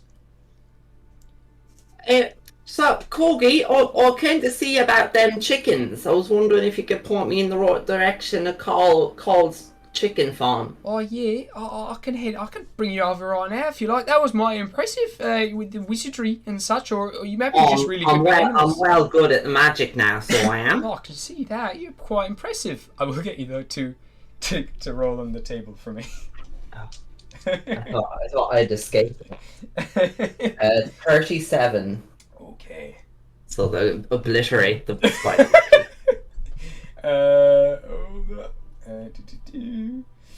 Gabriel? Yes. Can you hear me? Now I can. Okay, sorry, I turned my head away from the mic for a second. Okay, let me see here. 37. That's fine. Nothing happens. Nothing that would have affected the spider monkey. But you do notice that a few of the other animals around you seem a little more friendly and kind of seem to be looking at you almost in admiration. So all these animals are really impressed with my magic spells. Oh, looks like that. Yeah, I'm sure the chickens would be in great hands. I'll take you to the farmer now if you like, if you're free. Yeah, that sounds good, Corky. I don't know where all my friends are gone, actually. Sure, yeah, we can go head over to the farm. I'll teach you. I'll introduce you, and you can buy some chickens. All right. Was at the moment as well. We can, if you like Wisteria, you can be passing by. You can see Wisteria in the crowd. If you are heading over to there for some bat fur. Yeah, I wanted to get some bat fur, so I'll head towards it. So you can start heading over as they're having this conversation. Oscar, are you happy where you are? Is there anywhere you'd like to go? Are you going with Wisteria or? Yeah, I'm going to go with Wisteria and Ghostly actually. So. Okay, so bringing the. It's good. Thank you. Perfect. So you're kind of there to get some bat fur. And he's like, oh yeah, we got a few bits of that here. And he kind of rummages around in his pocket and kind of like starts looking through a bit of like different hairs in his pocket and kind of pulls out and gives it a sniff and a lick. He's like, yeah, I'm pretty sure that's bat fur. And he just hands you this tuft. I just keep that one, no problem. Oh, it looks like bat fur, all right. Yeah. Yeah, that's quite cool. How much do you want for it? It's a good joke. You can just have it. It's no problem. It's just a bit of bat fur. Oh, you are a sweetheart. Thank you. Oh, no problem. But if you want to buy some chickens, we're gonna head over there now to the. We're heading over to see Carl's farm. Yeah, Carl's farm. If you guys want to come. You buying chickens? Yeah, I'm gonna buy chickens for the economy. How many chickens are we talking, Ghostly? Oh well, I don't know how much chickens cost. I got she's gonna take out her gold pouch and just count through it. I've got let's see now. I've got I've got this many, and I've got 4 silver pieces and 60 gold pieces. Oh jeez, that's a lot of money. Well, I'll be able to buy a lot of chickens with that. Oh, so many chickens. I don't even know if he's gonna have enough chickens for you, but you know he's got a lot of chickens. Wait, Ghostly, I've got an idea. Right. Wait, what's your name again? I'm Ghostly O'Keefe. I know your name, I don't know the farmer's name. What's your name? His name is Carl. The farmer's Carl, and I'm Corgi Dine. Okay. That is Corgis with them egg folk. Yeah, I like eggs. I've got an idea then. Can I buy the farm from you? I don't actually own the farm myself. Okay, then let's get to the farm. I want to see how much it costs. Okay, yeah. My sister wants chickens. Well, if you buy the farm, then all the chickens are yours, and you're helping the economy, right? Well, honestly, I haven't really thought it through that well. You're good with the old farming then? No, Oh. I'm not sure what a farm is, to be honest. Say as you're having this conversation, you're kind of heading over in the direction of the farm itself. Oh, it's all right. We can have a talk with Carl. He's not much for words, but he means well. Just keep that in mind. As Okay. All right. So you guys head out of town and kind of stroll for about a couple of hours, before eventually reaching the farm. Well, it's a farm. It is a farm. I kind of put it together. Hold up here. Let me grab your counters. Ghostly, Quoggy, Tyne, and Wisteria. I think that's everyone. Yeah. Alright, cool. I'm gonna bring you all over to the farm. And there you are. Look at all of you. Some kind of. Where are you? Oh, I just drew a turd on the ground. Cool. Well, there's probably a lot of chicken poop. Yeah, there's so much chicken poop, yeah. That was a big chicken poop. It was. Where did everybody else go? I don't know why they're over here. You're all in the same What? area before. Why did that happen? I don't know. It's very strange. Oscar's over there too. Just Ghostly's just here. That's fine. Oscar, what are you doing? You being silly over there? Yeah, what are you doing, Oscar? Get over here. And Wisteria, I assume, is over there. Yeah, okay. Cool. Oh, he wasn't over there. I took a shortcut. Yeah. Alright, so the four of you all make your way to the farm and eventually you show up there and you see this massive man, kind of a Goliath of a man. He seems to be a Goliath. He has little bits of stone coming out of his skin here and there. He seems to be kind of a little shorter than Oscar, probably. And he's there kind of just hammering in a bunch of nails, covering a few planks, which are kind of covering a bit of this windmill that's fallen inwards. He's kind of covering up that hole. The whole place is littered with chickens. I'm not going to draw all of the chickens, but there are lots of cows. There's chickens. You can use your imagination. There's a lot going on here. He's also growing a lot of crops here. And eventually kind of puts down the hammer and kind of makes his way over to you lot. As Corgi just kind of waves like, oh, hello there, Carl. Welcome. Oh, nice to see you again. Nice. Chickens are doing well. I can't believe this is this thing. Also, another person resubscribed. Thank you, Baxi. Oh my god. Thank you, Xavier. I love you. Oh, my little brother. Xavier, subscribe. I'm just like, men. Thank you. That's his comment, men. I think that's his bet for how many chickens I'm going to buy. Men. Is that Danish for an actual number? No? No. Men. No. No. This means men. You tried pretend, but that's okay. Alright. So, they kind of start like shaking hands. You see this giant of a guy, Carl, just kind of give a nod and shake Corgi's hands. Like, alright, so this individual here, my friend, very powerful wizard, goes by the name of Ghostly O'Keefe. She's here to purchase some of your chickens. I can see you've got quite a lot and I have a lot of money to spend. You willing to part with any of your chickens? And he just kind of Hello, Carl.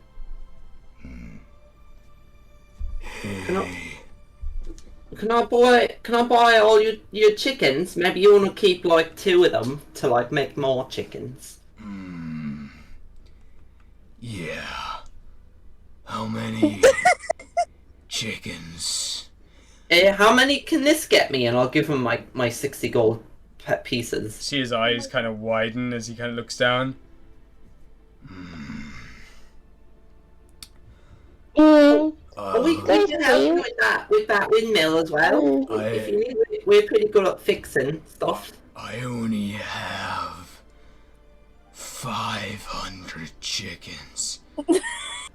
Oh, goodness. But I can give you maybe 400 for 40 gold.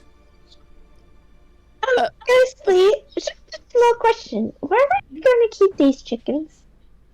Well, that's the thing. I'm not going to keep them, right? Because you see, there's lots of people out in the slums, and if I try to give them gold money, they don't trust me, so they tell me to go away. But if I just bring the Wanna chickens, give them chickens? well, I'll just leave the chickens go wild, and they can just have them. And then everyone will have chickens, and they can sell eggs. Eggs are popular, right, Corgi? Yeah, I believe they are pretty popular. Yeah. Yeah, Corgi will buy lots of eggs off the slum children. I probably will. You make quite a living from your chicken selling and eggs and all that, don't you, Carl? Are you alright with? It sounds like there's going to be some competition. Are you up for that? Well, it's just from the people who can't afford the chickens. Carl kind of. So all the rich people get all the chickens, but the people in the slums will be able to afford the chickens. I'll get you to make a persuasion check for me. Can I help her in that somehow? I mean, we're just standing here.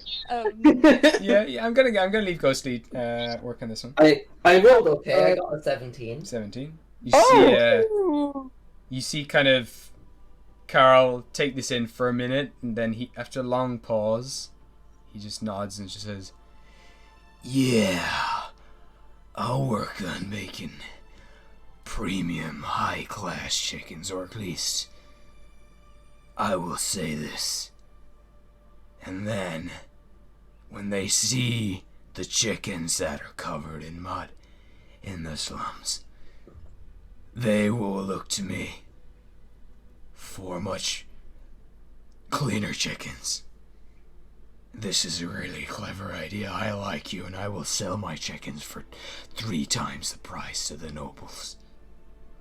You see, look, we're helping the economy. Ghostly O'Keefe, you are ingenious. I've never met someone so wise. I will happily sell you 400 chickens for 40 gold. In fact, I will give you them at a discount of 30 gold pieces. Oh, wow, that's real nice of you, Carl. You are probably making Sounds like a deal. You are probably making me money in the long term. Thank you. Well, look at that then. All right.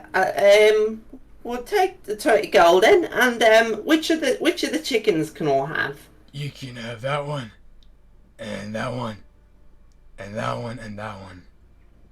And you can have someone just subscribed, I think. Whoa, holy crap. Someone gifted Vasky 01 subscription. Thank you. Oh, gift to M. A subscriber to M. It's Savior! After a long Chicken time, he thank you so much. That's amazing. So yeah, after a long time, as he's going to say which chickens he's going to will to sell to us, Yeah. Oscar is going to speak in chicken language and is going to say, "Chickens, this is your new mother. You have to follow us." And they can understand me. they can understand you, but they cannot speak back. But eventually, all the chickens do start surrounding Ghostly, and they start to kind of like tilt their heads to the side, like flattening to the ground, like shuffling their heads in under Ghostly's feet, and eventually 400 of these chickens start lifting Ghostly up into the air and rising you up, and they start to just and some of them like sort of bash around the place, and you see a single We're tear. going to build an alpha chicken. It's going to be like a transformer thing. You see a single tear fall from the Goliath's eye, which he kind of sniffs back into his eye socket, and he hands you 4 roosters as well. He's just Wait, throwing he in sucks the tear back into his eye. there. Yeah. Can I go up to Goliath and kind of put my hand up on him and go, "You did a good job today. I'm really proud of you. There. I appreciate Thank it. you for the chicken." I've never seen chickens so affectionate with another humanoid. This is a good day. It gives me hope for this world. Thank you. Yeah. You don't need to be. Okay, She's a great person. I can see that. Yeah. Heart of gold. Chickens can smell that kind of thing. As can I. Yeah. I didn't know chickens had noses. They do. You can see on the sides of their beak, and he picks up a chicken between two of his fingers and points at the nostrils on the beak. It's really interesting. I'm gonna grab a scroll and just draw the chicken. Yeah, I'll hold it Again, I steady. cannot draw, but I'll go, okay, so that's what the nose is. Yeah, right there. Ears. Do they have what? Ears. Ears, yeah. Where's right. their ears? It's under their feathers, and he tries to stick his finger like over where the ear would be. They're there. They can hear you. But you don't know that they can hear you, but they can. They're the silent You know listeners. what? I feel like a chicken would be a great secret agent. You know, if I could be any creature on this planet, I would be a chicken. You know what? I might be with you on that one. They look really cool. They are the coolest creatures on this planet. You don't So understand. what else can they do? Do you have any other interesting facts? I'll be more than happy to learn. If you hit them in the wrong spot, they tend to explode. It's a self-defense mechanism. Yeah, I'm not gonna tell you where that is, just in case you abuse it. But only the few. I mean, if you don't followers. tell me where it is, I'm probably just gonna hit one until it does. Holy So. crap, we just got another subscription. Guys, it's the chicken. Thank you, Xavier. Xavier.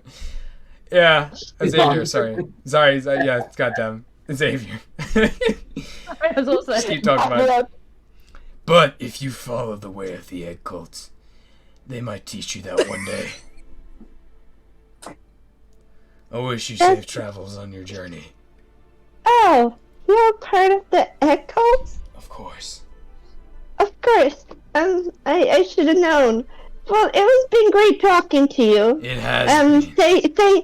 Say hi to big old Eggy M for me. Oh, always.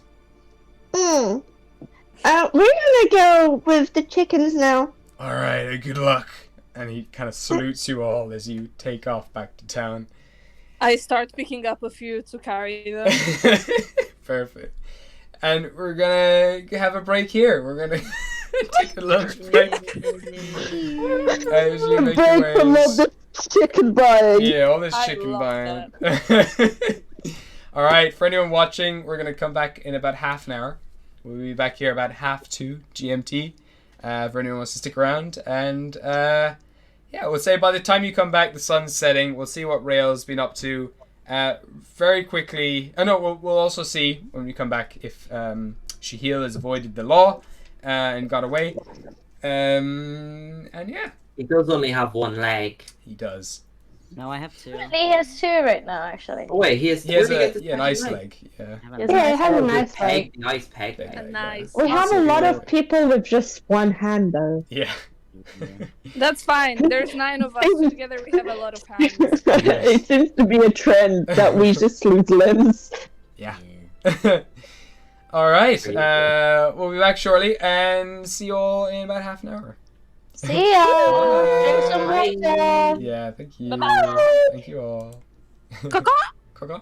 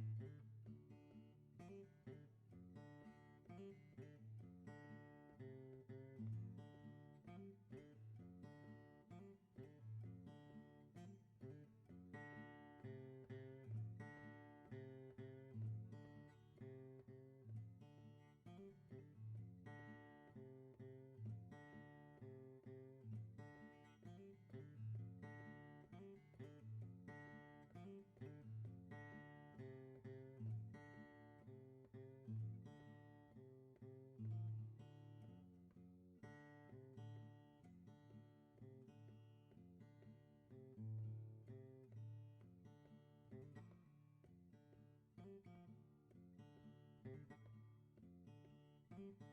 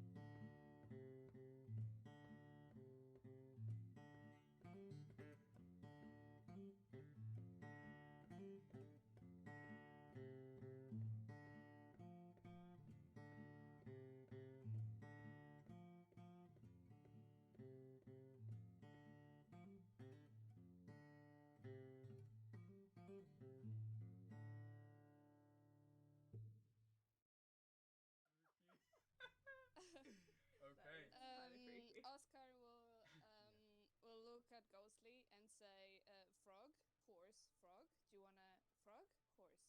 Do you wanna go on top of the frog, horse?" Yeah, are you all right, mate? Frog! On top, frog! Do you hit your head? Oh my god. I will go next to Madame Sprout and just put my hands on top of the frog. Safe, very safe. Eternal Oscar right now.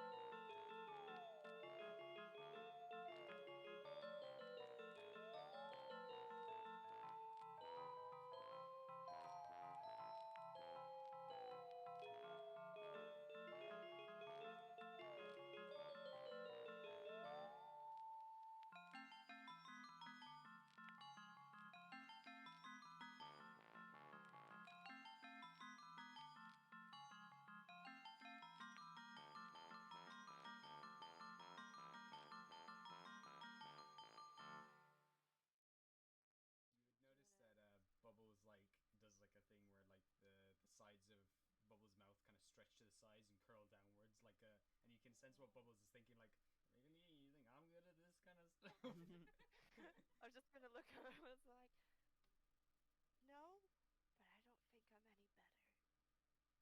You really want me to go up to that man? A girl like, oh, it's okay, she wasn't much of a loss. See, I can't.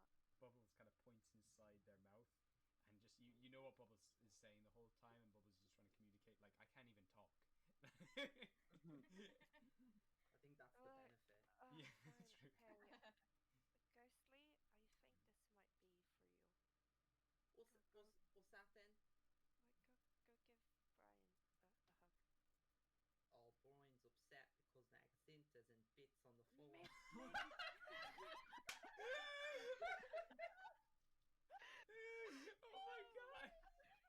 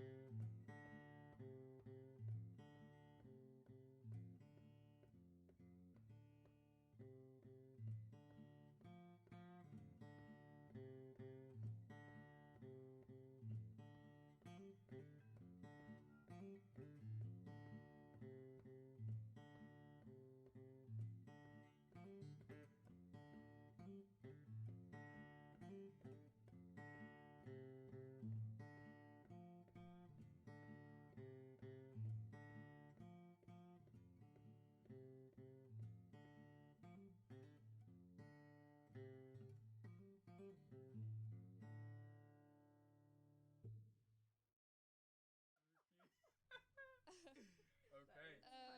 Oscar will look at Ghostly and say, "Frog, horse, frog. Do you wanna frog, horse? Do you wanna go on top of the frog, horse? Yeah, are you all right, mate? Frog! On top, frog! Do you hit your head? Oh my god. I will go next to Madame Sprout and just put my hands on top of the frog. Safe, very safe. Internal Oscar right now.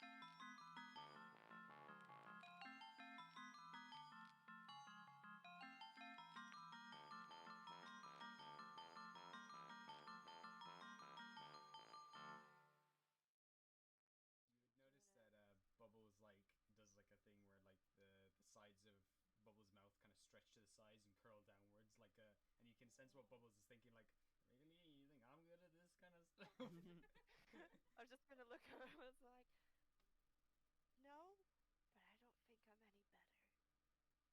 You really want me to go up to that man? A girl like, oh, it's okay. She wasn't much of a loss. See, I can't. Bubbles kind of points inside their mouth, and just you know what Bubbles is saying the whole time, and Bubbles is just trying to communicate like, I can't even talk. I think that's the benefit. Yeah, Fine, that's true. okay. Ghostly, I think this might be for you. What's that then? Like, go give Brian a hug. Oh, Brian's upset because Nagacinta's in bits on the floor. Oh my god! Oh my god.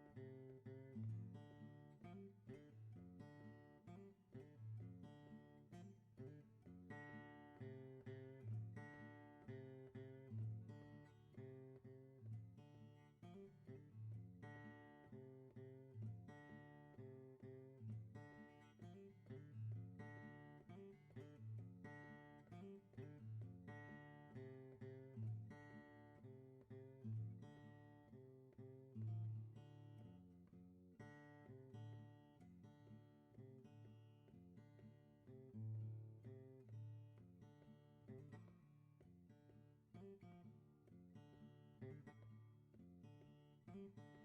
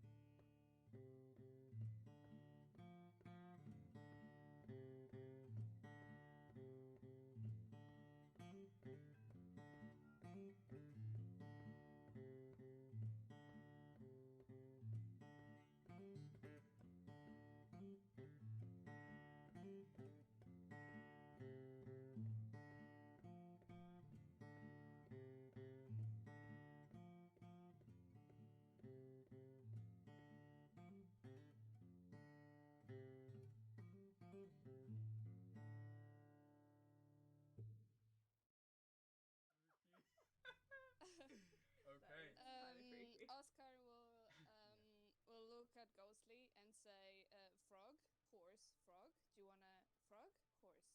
Do you wanna go on top of the frog, horse?" Yeah, are you all right, mate? Frog! On top, frog! Do you hit your head? Oh my god. I will go next to Madame Sprout and just put my hands on top of the frog. Safe, very safe. Eternal Oscar right now.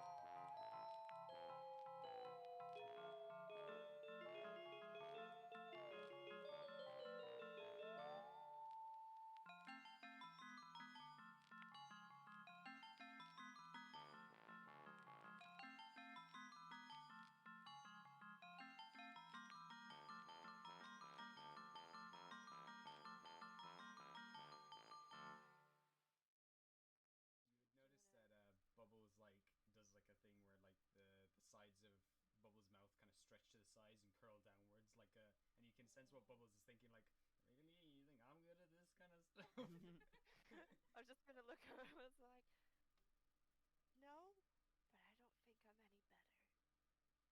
Do you really want me to go up to that man? A girl like, oh, it's okay. She wasn't much of a loss. See, I can't.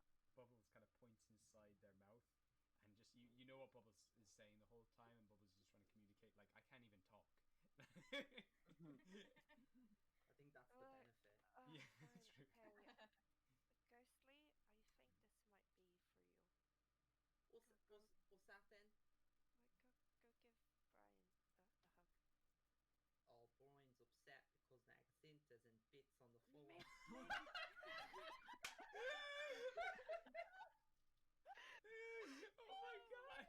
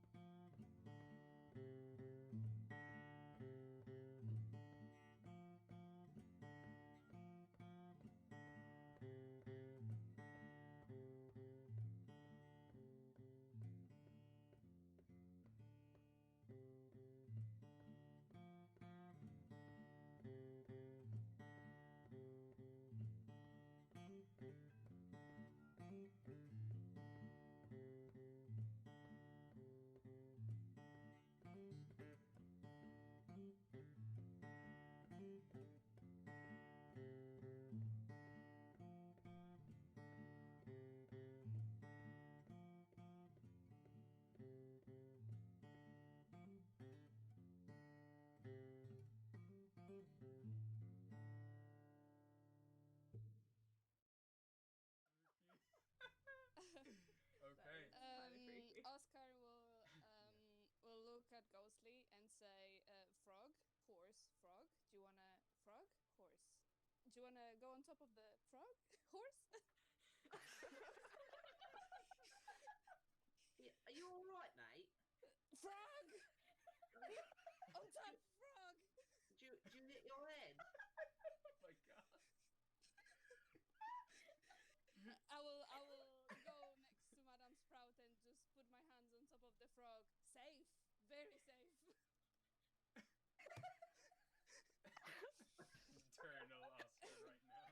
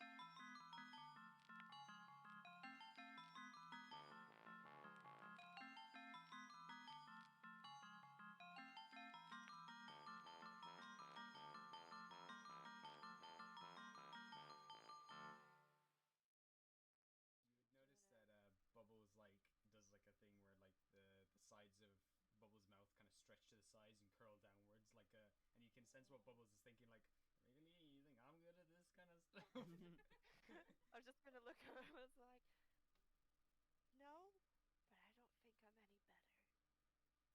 You really want me to go up to that man? A girl like, oh, it's okay. She wasn't much of a loss. See, I can't. Bubbles kind of points inside their mouth and just you know what Bubbles is saying the whole time, and Bubbles is just trying to communicate I can't even talk. I think that's the benefit. Yeah, that's true. Okay. Ghostly, I think this might be for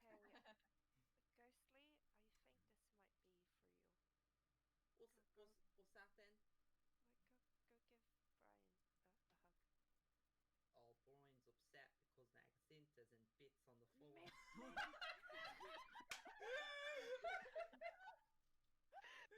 Oh my god!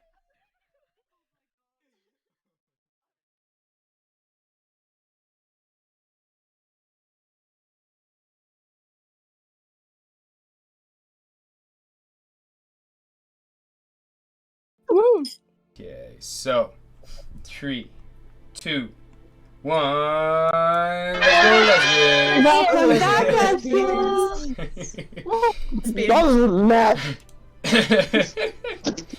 All right, so last we left off, Ghostly just bought 400 chickens. Quill contacted her girlfriend, found out that the girlfriend loves her, that just left her. Shahil is being chased by the police because they think that he possibly kidnapped the queen. And Rael is wandering around. We're going to find out what Rael is doing currently. As everyone else is making their way back, it's going to take a few hours to get there and come back and everything else. So it'll be coming into late afternoon around the time Ghostly and Oscar and Wisteria and their friend Corgi Dane get back. But Rael, what are you up to? Yes. Well, he did leave Shahil alone, but is kind of I guess he did walk away, but it's kind of going back and forth, kind of umming and ahhing, like, should I go back? Because every time he has left Shahil alone, something bad has happened, and hey ho, something bad is happening. So he's a bit, he's feeling a bit so-so. I think he's just kind of hanging around the area, even though I know it's not the smartest idea, but hey ho, might just go to the fountain for a bit and just, I don't know, just splash his face because he's got makeup on, never mind. Okay.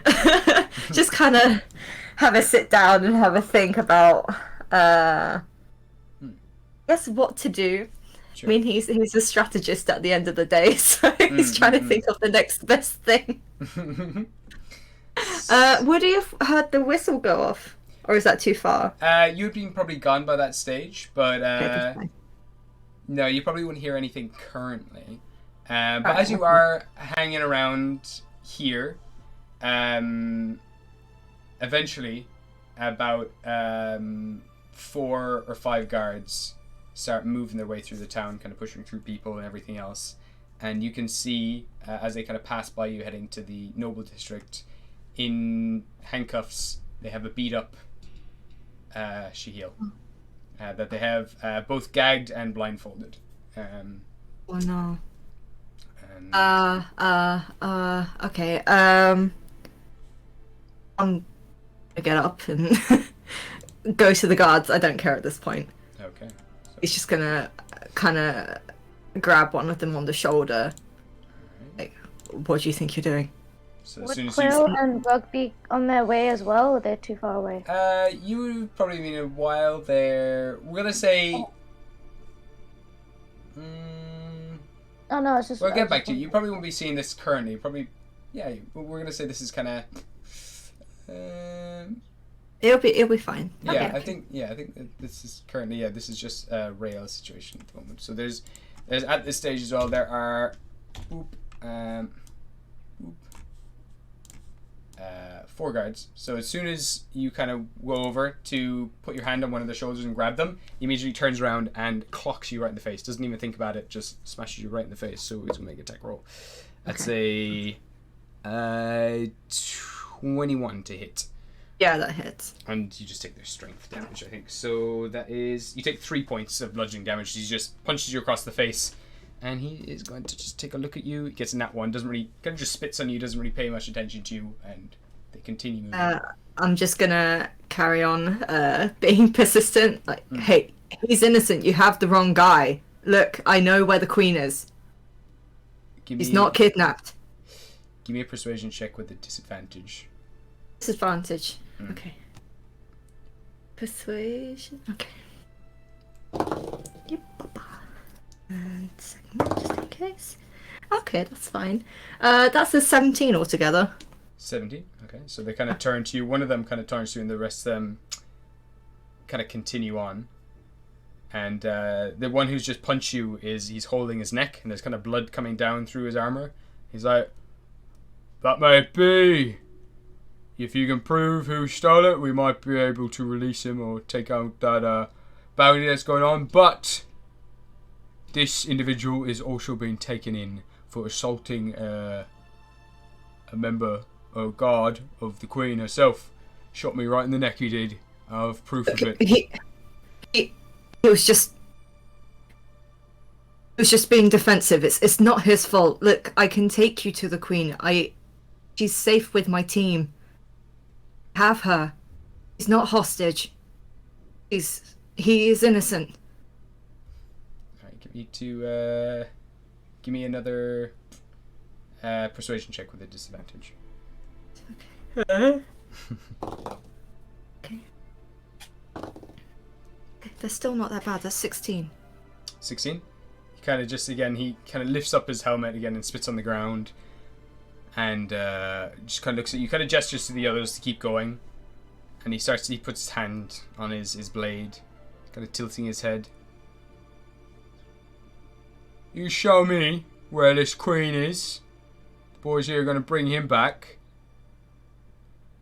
But like I said, he's not innocent. He just shot me in the neck. We tried to ask him if he'd come with us. He didn't. He struck first." He's He shot me in the fucking neck. He aimed to kill. This man is going to prison. Sorry, since this is causing quite a havoc, can us that are literally around the corner hear this, or is it too loud with the chickens? No, you lot are currently walking back into town. Yeah, you guys. Oh, okay. So we're not dead there. Okay. Yeah, okay. sorry. No. I'll get it for now. There's seems like I'm making excuses for this man, but there has been a lot going on. He has saved the queen with us. Please, just follow me. She is in the Misty Inn. I can take you to her right now. Alright. The other guards are going to go on ahead with Shihil, and he follows you. Pissed off. He's just... Oh, God. Oh, no. Right. Let's see where he is. Where's this queen? He's kind of got his brows furrowed, looking this guy up and down. He's not happy with him, but he'll lead him towards the Misty Inn. All right. So, Misty Inn, second floor. There we go. So we'll go to blip. There we go. So the pair of you make your way into the Misty Inn. You can see everyone's kind of like, they're still kind of fixing up the robot. You're heading upstairs, are you? The room? Yes, to her. All right. So you head on in. We're gonna get rid of Quill and Grog just for this. Sorry. Where are they? They're there. All right. So I'll go to the door. Okay. So just Melody's gonna be there as well. There we go. And I don't have the queen token, but I will put them in later. Yeah, that's fine. So yeah, I'll just lead them in. Just knock on the door. Just say it's me, so that Melody knows, and I'll bring the guard in. All right. So the guard kind of starts looking around. He sees now the queen on the bed, and he immediately draws his blade and points it at you, and he says, "All right, you're all under arrest for kidnapping the queen." Listen, I just said we saved her. We didn't kidnap her. She is here, isn't she? She is not under hostage. You're the one who stole her in the first place. Who do you save her from? Saved her from the Thieves Guild. We were set up. Give me You can tell you herself that we saved her. I'll get you to make one more persuasion check with a disadvantage. He's angry. It does look bad. It does, I know, but... I know where she is. It's like, oh, the heat's on me now. I'll give her back. Okay, that's another 16. Okay. Kind of still has his blade drawn, kind of looks as well, and notices there's a Medusa there too. He's going to take an intelligence check. Right. You got 2 minutes before alert the guards, and he puts a whistle in his mouth. I will... Is the queen unconscious? Or No, she'd be sitting at the end of the bed. Sorry, I'll see if I can... I don't think I have her. Where did I put her? That is so many freaking... You know what? For now... no, hold up. I'll just get a token of her. This map has gotten so full of things. I know. And then this one doesn't have the queen in. I'll have to open up another map to grab her, but... God. No, just for the sake of this. It's fine, it's okay. Yeah, I don't think it's gonna be super important, but I'll just have a green dot here. This is the queen. Okay. Just for expediency, Rael's just gonna explain to the queen the situation that's been going on, and that Shahil's in a bit of a predicament, and the whole not saying about the heist, but just saying that there's been a mistake. Our bounty is for her kidnap, even though saved. Alright. Just trying to get her to, well, not make her, but yeah, as you are saying all of this as well, she does eventually chime in as well, and just agrees with the whole thing every time, just kind of telling you, like, this is the truth, telling the guard this is the truth, you need to let them know. And eventually the whistle kind of falls out of his mouth, kind of falls back around his neck. puts away his sword and kind of sits down on one of the crates in the room, or this box, this chest. He kind of takes off his helmet again and starts rubbing his eyes like, oh, rough day. You know, this doesn't excuse your friend for shooting me. My Highness, my friend, he's not doing so good at the moment, and he did end up attacking one of your guards, but I assure you he does not mean any harm overall. Is there some way we can excuse it, please? You see, you're kind of like looking at the ground, kind of pacing up and down. I think if he can prove himself, if he can redeem himself in some way, and maybe he can be forgiven, we'll look into this at a later moment. For now, if we can get back to the castle, I can tell the guards to leave him in the cells for now, and I will have a word with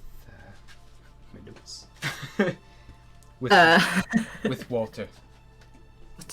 Walter. I couldn't remember the name last week, but what is it? Sorry. Walter is the name of the dragon scale guy? Yeah. Oh, okay, His name okay. is Walter Blackfine, I think. Sir Walter Okay. Blackfine. I was just gonna take her hand and just gently press it to his forehead, just saying thank you. I really appreciate it. Thank you. Right. And she nods to the guard and just says, "You let them know not to kill this man, and that I will be on my way back to the castle. It's late now. I believe we need the rest of your friends as well. I'd like to keep them by my side, but trust no one." And she's kind of indicating to the guard, "We'll be back in the morning. We're going to rest here. We're going to have a chat with everyone, and at dawn we'll be there." And so he nods and is like, "Right, yeah, sure, no problem. Okay, you got it. Is there anything else I can deliver for you?" She said, "No, that'll be all." Eventually he gives a nod, kind of gives Rael a bit of a stare. He kind of glares back at him, kind of wiping some of the blood from his forehead. It's also kind of like in the meantime, while you've been, continuing the story, he's grabbed a rag as well, like a damp cloth, and just has been blotting the dried blood from his neck. He goes out with that still pressed to his neck. So, all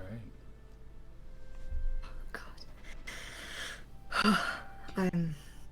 I apologize again for this, my lady. Things have been...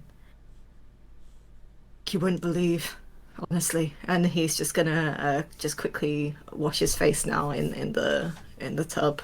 Just give it a bit of a rubber dub, the blood off. And that is all. All right. So is there anything else people want to do around town or anything this before you rest for the evening? Not me personally. Okay. I just want to leave the chickens off in the slums. Okay, perfect. So we'll get back to you in 2 seconds. We'll say Quill and Grog, you managed to make your way back to the inn, I assume, shortly after that guard leaves. You gotta finally make your way back in, and we'll get now to the others who are making their way back. Okay. So I'll bring you all here, Wisteria, and excuse me? What the? Wisteria, and my brain went, okay, what do I, wait, what? Oh, you're fine. I'm sorry, I thought you were No, it's just calling when you me. shout. It's just when you shout, your mic just doesn't pick up anything. I'm sorry. Yeah, all I heard was "I love you," I think. What? I said, I'm sorry, I must have been muted. No. I just heard Wisteria and my brain went, oh, okay. No, so the rest of you, Uh-huh. What the fuck, Marissa? Sorry. All right. The days. So you all make your way back into the slums, and Corgi down. It's just, it's a pleasure chatting to you all, and lovely meeting you and seeing all your magic and all that. Ghastly and Oscar and Wisteria, it's all been really wonderful chatting to you all. I better go close up shop. I've been out for a while, but I'll talk to you all. Do you want a chicken, Corgi? And she'll just pick up a chicken by the legs. Oh, are you sure? It's just like flapping its wings before the legs done. Kind of takes it and turns it the other way around, and it's like, oh, I don't know if I could. And he starts petting it, and immediately it goes really quiet as soon as he starts taming the whole thing. And now he's just kind of like, as if he's holding a baby in his arms, he's just kind of like shaking it a little bit, making it bounce a bit, and is calming down immediately.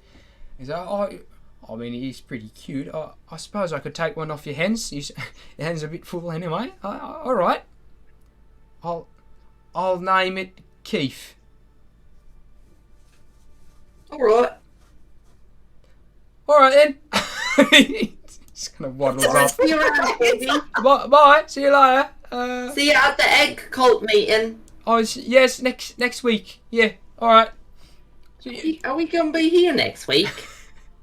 Skips on off. And eventually, kind of coming around with your chickens into the slums, a bunch of kids start coming out as well, and some families seeing you come back. Or you're not.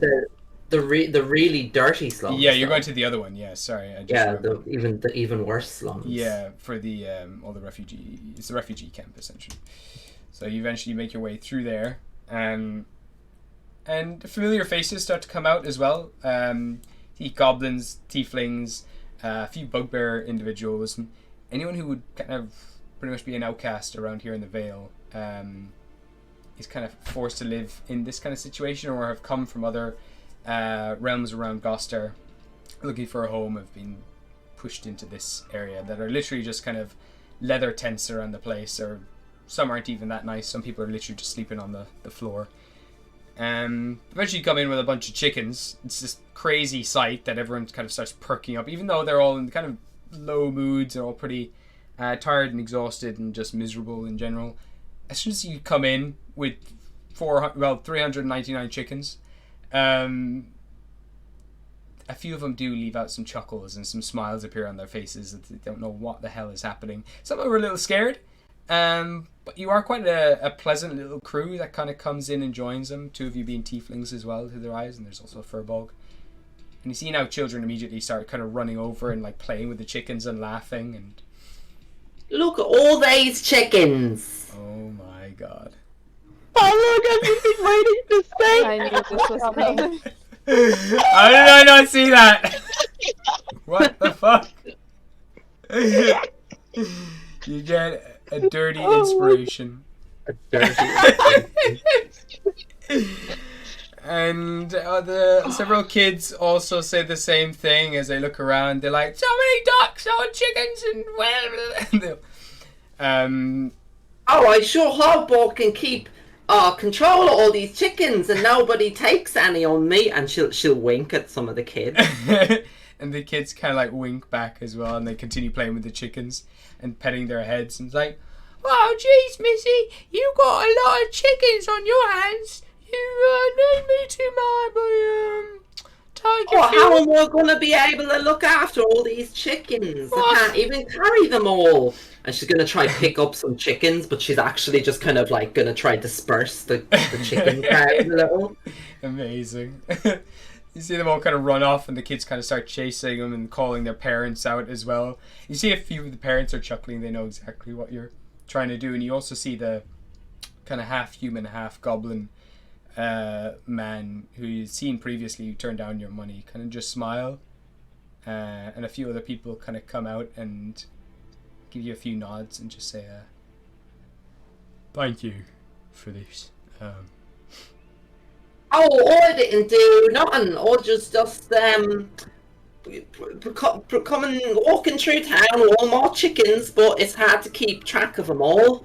Look, all the chickens they're getting away from me. Oh, we better go. Get your chickens. Get this lady's chickens. And they all start kind of running off and dispersing, and everyone around the whole place. Now it turns into this big festivity of people kind of coming out and calling other people to come out and grab the chicken, and a lot of them start to grab quite a few chickens. There's a lot there, but there's a lot of people in the slums too. But between them all, they all start kind of taking them, and there's a few cockerels going around as well, and there's just a lot of laughter for the next like hour or so as they're all kind of like running in, trying to grab them, and they all start cheering as they gather them, and people mention who's brought them all here. And there's a few tears in people's eyes, and a few people do come over and like nod and give their appreciation, but they don't go too far into it either. They have nothing really to give, and they're just incredibly grateful. Some of them don't know what to do with themselves, and yeah, eventually it all quietens down and people tame their chickens and everything else. Well, yeah, that was fun. Will we go back to the inn and see where everyone is? Well done, Ghostly. Didn't you keep a single chicken for yourself? Oh, I mean, I could always just come by and get a chicken if I need one, I suppose. They're all over the place. There's chickens everywhere. Do you want a chicken, Oscar? I'm fine, thank you. I mean, you can just be a chicken. I can become a chicken, You indeed. can just be a chicken, so. That's really nice of you, Ghostly. What's that, Wisteria? Fuck's sake, my mic! That was really nice of you, Ghostly. I'm really proud of you. I'm just bolstering the economy, you know? Because Yeah. some people, they haven't got a lot. And, Yeah, but some not a lot of have people care about the economy, so good job. And I'll go like pat her on the head and be like, good job. Good one. Maybe I can teach you a spell and you can have a familiar chicken. A familiar? Well, how do you mean a familiar chicken? You know how I used to have a tiny frog called Bubbles Right. Jr.? Maybe I can teach you the spell for it and you can have a chicken. I mean, I could But just, then it's always there. well, I could just take one of these chickens. I mean, if you She'll want just to. she'll just pick one up by the legs again. So, I mean, I guess that'll do. We could just take this. We could take one chicken, I suppose. Yeah, you deserve one chicken. All right, I'll take this chicken. I'll call it Little Wisteria. No, you mean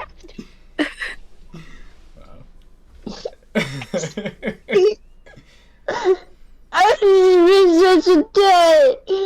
I'm good. Oh my god, I'm a daddy. I've got a chicken. Sophie's not really sure why she's like so emotional, but she's just gonna pat her on the head back,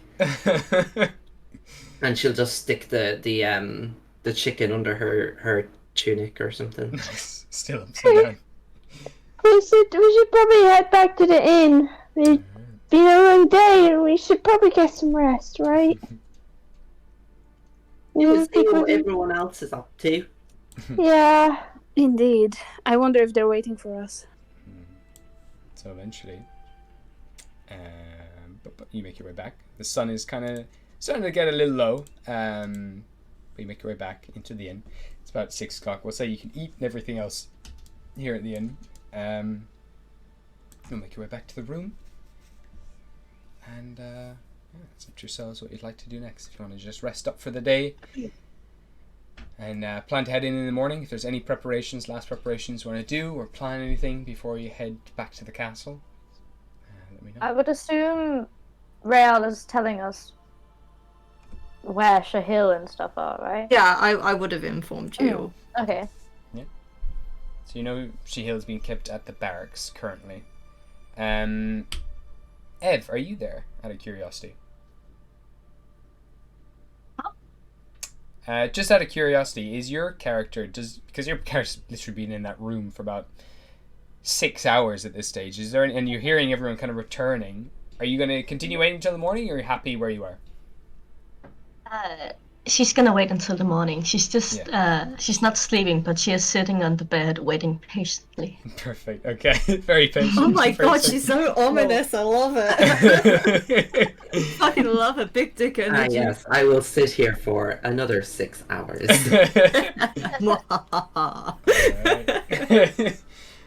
Okay. Oh, can Ghostly hop in one of them baths? Yeah, for sure. You can. Probably stinks of chicken shit. Yeah, absolutely. So you all bathe, wash up, and hold on. Before going to sleep, yeah. I'm going to give to everybody one of the medallions that I got from the temple. Okay.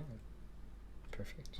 And I'm just going to say, you know, although many of us have different deities, I feel like some extra protection should, you know, help, and any help is good in the next couple of days. So we definitely should use it. And I just, you know, hand one by one the. Oscar, what does this do? That's a good question, but I think, you know, what is most important is you have some, you know, someone watching over you. Okay. Thank you. These are from the Temple of the Mother, though. So. Oh, I actually have something for you, Riel. When we were at Levik's house, and the Thieves Guild, I convinced one of the thieves to open the safes for me, and I got this glove. It's quite shiny and blue, and I thought it would suit you. So here, I don't know what it does, but if it's anything like the brass gloves, it causes natural disasters. So be careful with it. Oh, thank you. That's really thoughtful. And he'll just give a small smile and just inspect this glove. All right. Well, That's not a bad idea. can you give me an Arcana check? Arcana? Yeah, sure. Yes. Boy. Okay, that's what is it plus nothing. That's a 14. 14. It's definitely magical. It looks like it's almost made out of this kind of like a finely cut gemstone, almost this blue finely cut gemstone. There's all these kind of angles and sharp things, but when you run your hand over it, it's smooth and silky. It just kind of gives the illusion almost like it's made out of some other kind of material. It's a fingerless glove and slips on your hand perfectly, and then it slips onto your hand and it kind of resizes itself to your hand. I'm just gonna just look at it. Does it feel funky when it like resizes itself, or is it just it's somewhat normal? 2 seconds actually. I'm just gonna double check something.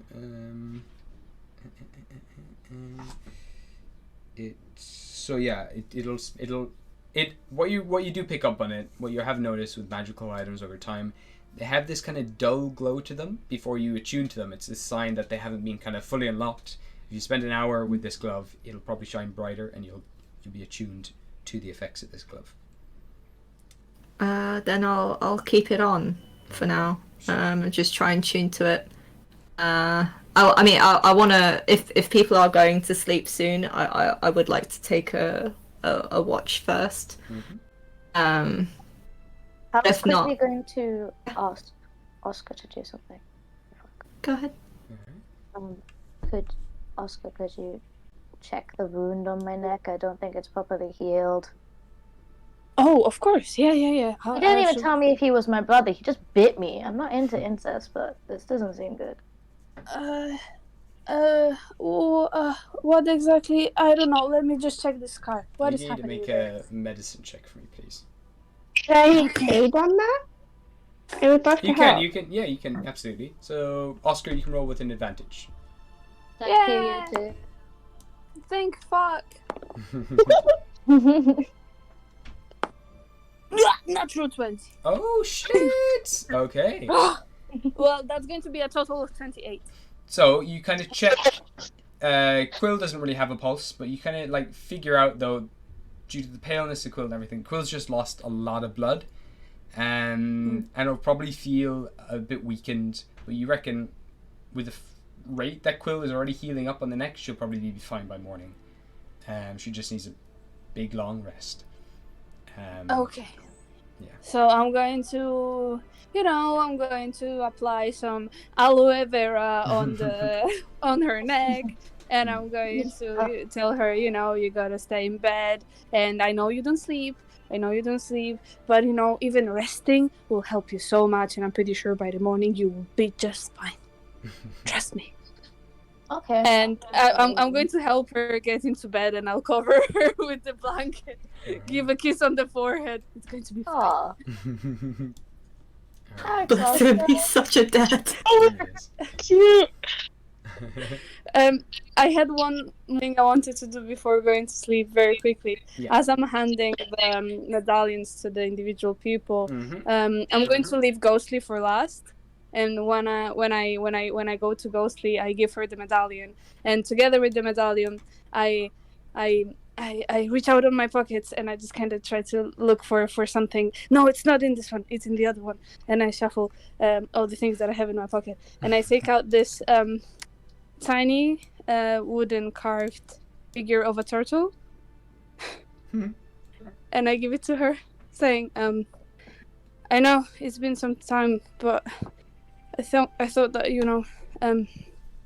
it would be nice if you had something that reminded you of Brian."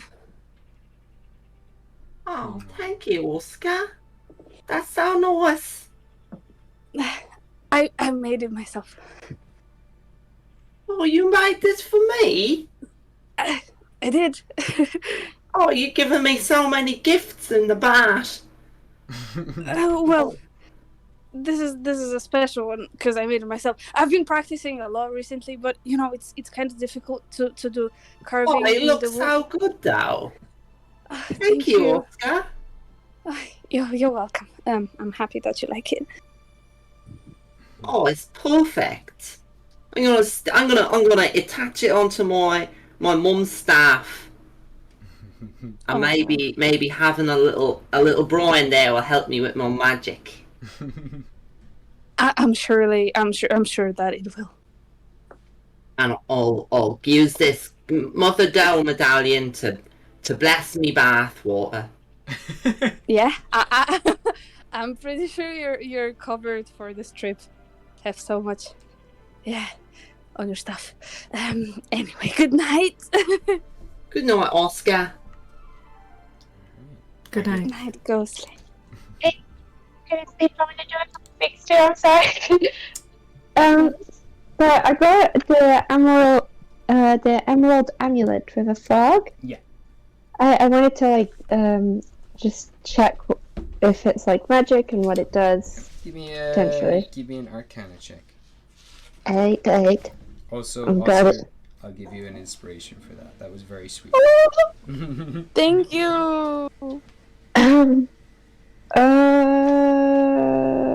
Oh no. I did not. I already used my inspiration. That's an 8. 8. It's definitely magical. It also, if you've spent more than an hour with it, and you've definitely attuned to it, and it's now beginning to glow slightly and pulse with energy. Ooh. Yeah. But that's kind of it. That's all I can figure out right now. Yeah, with the roll that you got, that's about it. I also want to cast Find Familiar. Aha! I want my little friend back. What are you, Hold on, I've been planning this for a little while, but I need to go to my notes because I forgot. So just give me a moment. Where is it? For the thing, as you're playing and fiddling with the pendant, by the way, you know that you could probably there's a way that you could probably harness this energy. You need to spend your bonus action to use whatever this thing does. Yes. You don't know what it does. But it will expend a bonus action. You will? You know what? Yes, I will. Okay. Do it! Let's go, boy! Let's do it! Alright. You do? Yes. You feel a little lighter. Your legs feel a little stronger. That's it? Yep. I feel lighter. Yep. You farted. That was my freaking thing dragging across the table. Yeah, you're a little lighter. Your legs are a little stronger. Someone subscribed. They did. Thank you. That's subscribed.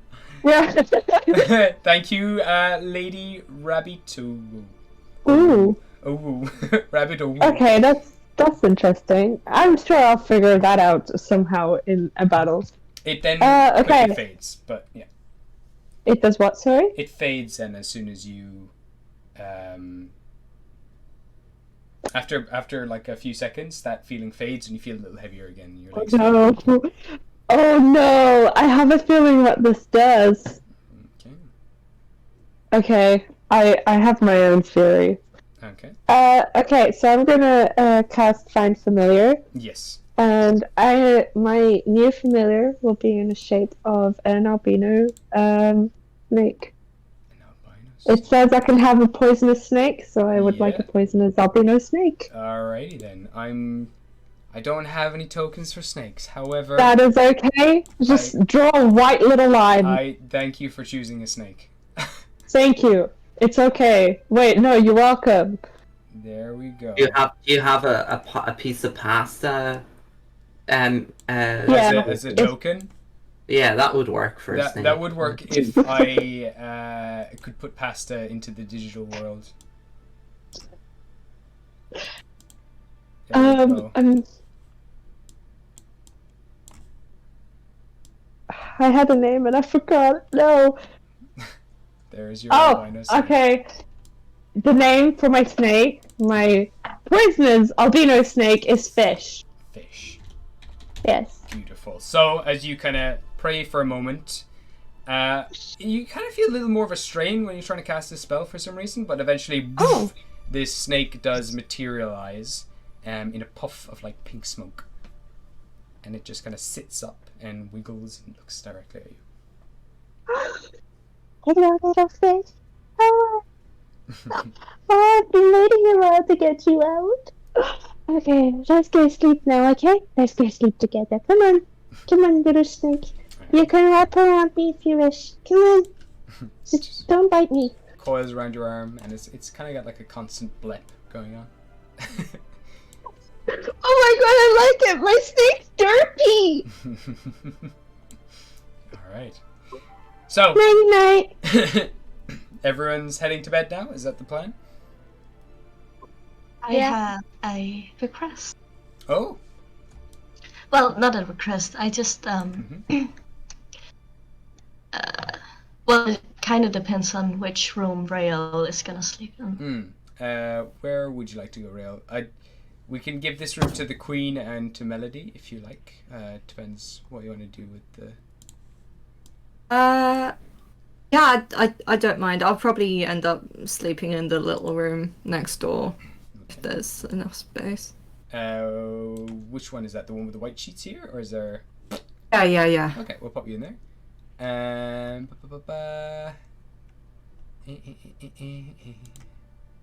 are you, Rael? There you are. I'm here. Oh, you put me there. I'll just bring everyone else. The places. Oscar will put you in there. Bloop. And we'll pop Ghostly will pop you there. There we go. Sisters on the bunk beds. Grog on top. Oscar there. And I don't know if you have. Yeah, you had this room rented out as well, so that's fine. Okay. So I'm not sleeping yet. Okay. Just kind of keeping more of an ear out. Mm. That's all. Just a little mini botch, if you will. Sure. Yeah, in our room as well, someone has to keep watch after what happened the last time. Sure. Quill, are you happy where you are? Do you want to go in with everyone else? I would like to stay where I am. I'm resting. I'm not really sleeping. Yeah, you don't need to sleep. That's true. Just gonna chill out, keep an eye on Rael, well, an ear on Rael. All right. So I'll get Quill, Rael, and who's keeping watch in the the other room? I'll do it. All right. So the three of you, please make me perception checks for the first few hours of the night. Oh, nat 20, baby. Nice. Natural 1. Natural 1. You The nod. dads are at it again. Yeah, you nod right off to sleep. You're like, I'm gonna stay awake, keep an eye on everyone, and the day hits That's you. so in character as well. And Quill, what did you get? 19. 19. You're fine. So, what would you like to do, Ev? Like for my character, if it's possible to slowly walk to the door of Rael's room, and she's going to face away from the door. She's going to place her sword in front of her and rest both of her hands and stay and watch all night. Just keeping an eye out. Now I have a bodyguard. Nice. So you do with your natural 20, you hear the creaking of floorboards kind of underneath this character and the moving of metal objects, and you do hear the of the massive sword hit the floorboards below, and you can almost hear every movement that this character is making, but you're very conscious that they are there outside your door the whole time, and your room heats up slightly. Ever so slightly. It's quite hot. Not used to this. Sweaty Betty. Okay. So I would notice, like, judging by how big she is and the armor type that she has, that it is her. Yeah, like, I wouldn't have to open the door. 100% with the natural 20. Yeah, you know it is this character. Interesting. He's a little unsure. Like, he doesn't really know why she's just there. He will kind of slide off the bed. He's not got his armor on or anything, but he will just kind of slip his boots on and open the door. So eventually the door slowly creaks open behind you. She's just going to turn her head, not really looking at him, but in the direction as much, like, yeah, just turning her head, and then just, she's gonna say, go to sleep, I got this. And then she's going to turn her head, facing away again, and she's going to kind of tap her sword into the ground, yeah. As you do tap the sword down, just a few little embers kind of spark up from the blade. Magma. Interesting. You... If I may ask, just briefly, just to make things clear, you are also in pursuit of the dreamer, I assume?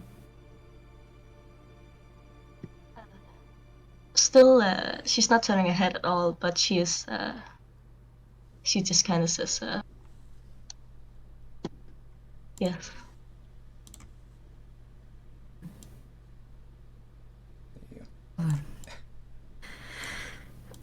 Oh, I'm wondering if I should do a thing, but, like,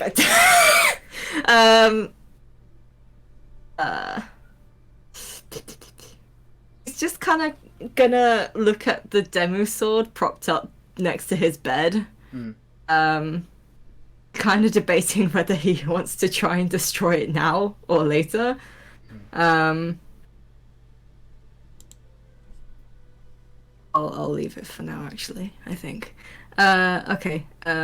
He's just still a bit cautious of her, but just kind of nods a bit, like, see, well, that's good. I suppose I will see you in the morning, as promised. Doesn't say anything. I will close the door. Alright. And go and sit on my bed. I'll give you an inspiration, Ev. That's great. Oh yeah, let's go, Ev. Love it. All right. And you all drift off to sleep.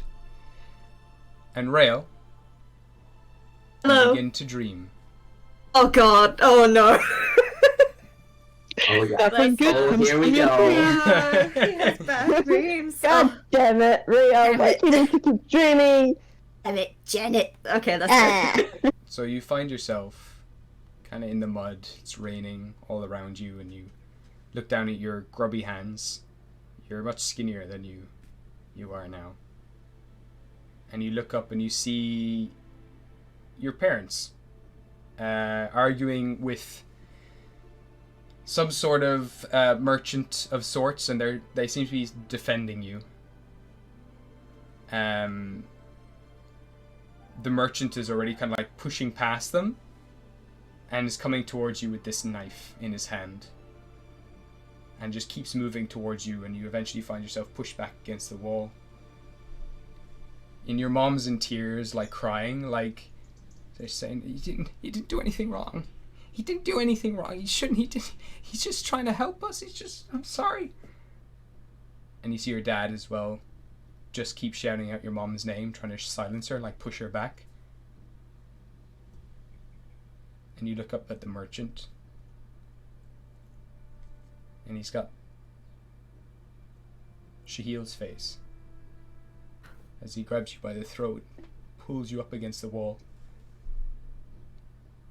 And you look over to your parents, and you see Wisteria in tears, and you're there, silencing her. And you look at yourself, and he says, "Thieves will always be thieves. They're not going to change." Oh no. And you wake up. Oh! Oh, jeez. God, he's probably going to wake up in a bit of a cold sweat. And kind of eyes widened and covers his mouth with one hand, kind of heavily breathing. He immediately realizes that this is referring to what he said earlier that day. Just kind of shakes his head like, oh god, why did I say that? Oh, shit. And he's just gonna close his eyes and sort of pinch the bridge of his nose. And in the other hand, he's kind of squeezing his demo medallion thing. You feel a little weaker. Maybe it's the tiredness.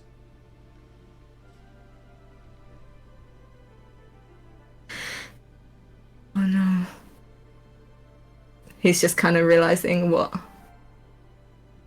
true extent of what he said. A little bit panicky about it, especially that he does feel that bit of drop in his body. He's kind of opening and closing the hand that works anyway. Yeah. And looks at the pendant. Just kind of bringing it to his forehead, just apologizing. Oh God, I made a huge mistake. I'm so sorry. God, that was so stupid. Fuck. Such a hypocrite. Did he get a response from his lady? Nope. Oh no. Oh, his heart just sinks. Yeah. He's a bit unhappy. Yeah, doesn't really know what to do with himself. Okay. We'll just probably sit there and just think. Okay. Just think about what he said. Sure. The rest of you all regain your hit points. Quill, you're back up to full. That Max didn't. Yeah, you regain all the blood that you lost. Wisteria, your health is still, Max has still dropped down. You still need a greater restoration spell for that. You got plenty of money at the moment. All right. I need diamond dust! You do need diamond dust. There is some diamond dust actually in the bag that Trill left. No way. She stole it from 300 Oscar. golds? Yeah, she stole it from Oscar a long time ago, and she left it behind. Shit! Interesting. I don't know if he'd know that, actually. I think Quill just took the bag. God damn it! I don't know that. Sorry. Quill just has the things that Trill left. Yeah. So whatever Trill had, Quill That's has. true. Yeah. You won't know it. All right. So, what's the plan? Oh shit! I need to prepare my spells. I'm sorry. It's all right. Oh no, I'm doing it. Can Quill go check up on Real? Yes, you can. So as soon as you leave your room, you see this hulking woman in black armor with kind of cracks all over, bright red hair, and leaning on a massive sword just outside her Rail's room. She just stood there all night. Excuse me, ma'am, are you lost or something? She turns her head. Does it look like I'm lost? With that voice and attitude, I would assume not. Can I check on my friend in there? In the morning. The sun is just kind of beginning to rise at this stage. It is. You start to hear roosters. Right. You hear a lot of roosters start calling all over the place. Alright, well then I'm gonna take it back. Sure, She's yeah, gonna sorry. look at her and say, are you a friend of his? Name's Quill Zarkai. Is that a yes? Yes, you could call me a friend. I see. She's gonna take a step to the right. Instead of locking the door, she's just standing up against the wall. She turns her head away again and puts down her sword, like before. And again, it hits the ground. You see these sparks fly up from it. Quill's gonna give like the 2-fingered salute and just knock on Real's door. Look at these lesbians. Intimidating each other. It ain't working on my part, but still. So is it morning now? Yeah. It is, yeah. Nice. Just gonna knock on the door. Hey, Real, it's you okay in there, buddy? Just give me a minute. And he's just kind of shuffling, fixing himself up, tying his hair back, nice and tight, military style. And he'll open the door, but he doesn't look like he slept. So he's rested, but he hasn't slept. So he looks a bit tired. She's going to motion for him to come down to her level. He's gonna kneel on one knee. Can't really reach you from all the way up there. She's just gonna like grab his face and just check on him, see if he's mentally okay. If I can see through his eyes. His milky eyes of the abyss. He looks a bit almost as if he's looking at you but not looking at you. Almost dazed and glazed over, just a bit slower than usual. Just even if it's just a little bit. That's all. Does Quill know about his previous dream? No, I don't think so. No, right. Okay. She's just going to take his hand and just be like, take it easy today. I know it's kind of hard with what we do and what we're about to do, but if you need anything, just got grug about my arm. Okay? You can also feel this like heat radiating from the woman who's leaning up against the wall. Whatever she's doing in the corner. You seem to attract these kind of people. Please do not worry. She has given me no reason not to trust her at the moment. We met briefly last night. If you trust her, I'll trust her. For now, yes. Thank you. And he'll just take Quill's kind of lean into Quill's hand on his face a little bit and just kind of gently take a hand and bring it to his forehead for a minute and gets back up again. And he looks at large lady. Well, if you are joining us, then it's inconvenience if I do not know your name. So please, will you tell me? She turns around and goes down on one knee, kind of bowing, and she says, "You may call me Serafina. Serafina. That's all you need to know."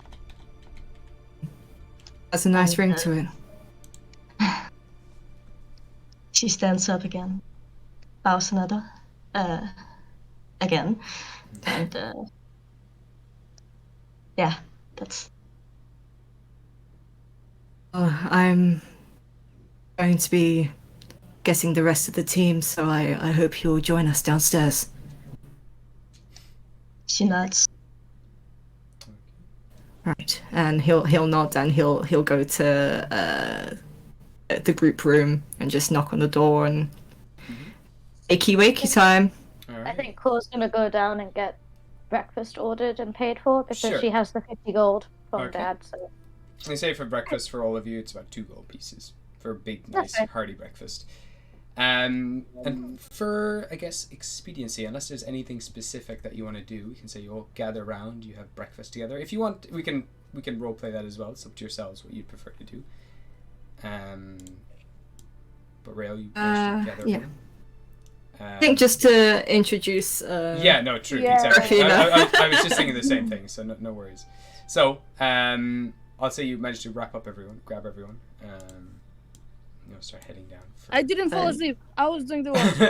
I definitely did not. Yeah. It's okay, Oscar.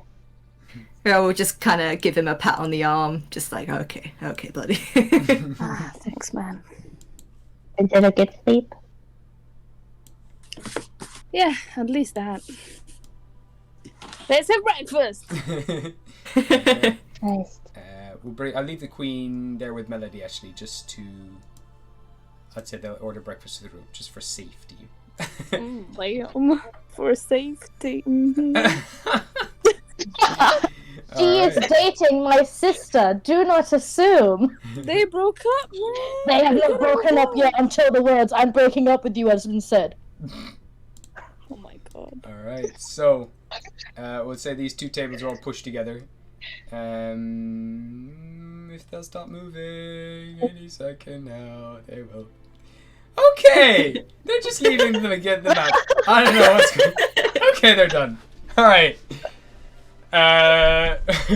So, you know what? Hold up. I'll just add some more wood to this, just cause. There we go. Make the table There's longer. more table. There you go. You all sit Yeah, at the we need a table. big table. Yeah, you need a big table. There you go. So we say to bring out a big table. You all sit Thank you. down. That was ruining my immersion there. I know, right? So Quill, you've ordered breakfast for everyone, and they come out with like just massive fry, just putting down plates of like sausages and meats and a big bowl of beans and egg and everything else is all just piled Hell up. yeah! Good old fry up! I think she would have gotten extra as Yeah. well, like 1 gold piece, if that's enough to get Oh, extra for bread. Oh god, yeah, okay, yeah, he need a whole yeah, so he just has Need like a whole cauldron for himself. yeah, they literally Yeah, just with the bring beans. a barrel of everything just chucked into I feed my boy, okay? He's immediately like he's just sticking his hand in there, just like pulling out hunks of meat and beans, everything, just like we have not eaten so good in so many times. Oh, That's so good. Oh no! He just kind of rests his head in the barrel. I miss this. Oh, I was just gonna God. pat him on the back and like, eat up, buddy. Eat well. We don't know when we're gonna get a next good meal like this, so please. I It's have a question. I might be miscounting, but that big fiery lady wasn't here before. yes. Well, this is the lady who wanted to meet me Hunted yesterday. again. Can we Oh. at least eat before you attack us? I'm really Sarah. hungry. Sarah, she's not going to attack us. Why would she be at our table if she was gonna attack us? The table wouldn't be here, and we would be dead. You got a point there. Exactly. Eat your food. Okay. Oh, this is Serafina. She will be joining us just for a while. Well, what's her intentions? Hello, Serafina. I'm sure she can tell you herself, so. Hello, Serafina. You look very strong. What is the most amount of people you have ever killed? Peanut butter. But Trill is not even here. This It's is... peanut butter! With the peanut butter! How many They can peanut... be kids! But does she know peanut butter? Won't teach her. Okay. Just makes like a dumb face, kind of your direction. Serafina, how many people have you peanut buttered? What? I'm sorry, it just kept cutting out. Oh, no worries. She's just sitting down and she's not really saying anything, but she's giving a really confused look. Kind of, she almost looks. What's the word in English? Wait, hold on, let me translate. Yeah, no. I'm sorry, we don't know. You can see as well, like when you had this confused look, like Grug like looks back at Wisteria, like, see? Oh, there we go. What- Insulted. Oh, right. Rael will just kind of lean in a little bit. He'll just say, long story short, it's kind of a code word for, and he kind of does the thumb across the neck gesture.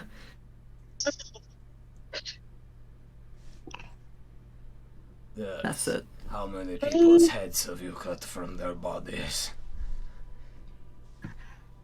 Yeah. Looks at him. Inside check. She hasn't even said anything. Yeah, say something. She was just gonna say, depends. Ooh. Inside check. But how many though? Why does it depend? Are you talking about? Like, Uh, not like they don't breathe anymore when you are finished with them. And it's they- tough to say. There's been a few casualties, so I can't really tell you. Oh, okay. Inside check. Okay. You can make an insight check.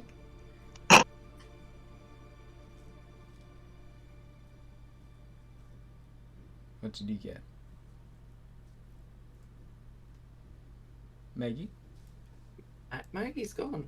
Oh, their internet died. Oh, Oh. shoot! No! The internet check, they They'll be back died. in a second. Just Oscar staring across the Oh, table there for they a very are. long time. I'm back. What did you get on your roll? I rolled a 22 and then Discord abandoned me. Oh. I want to check their vibe. Okay. Vibe check. Mm. Yeah.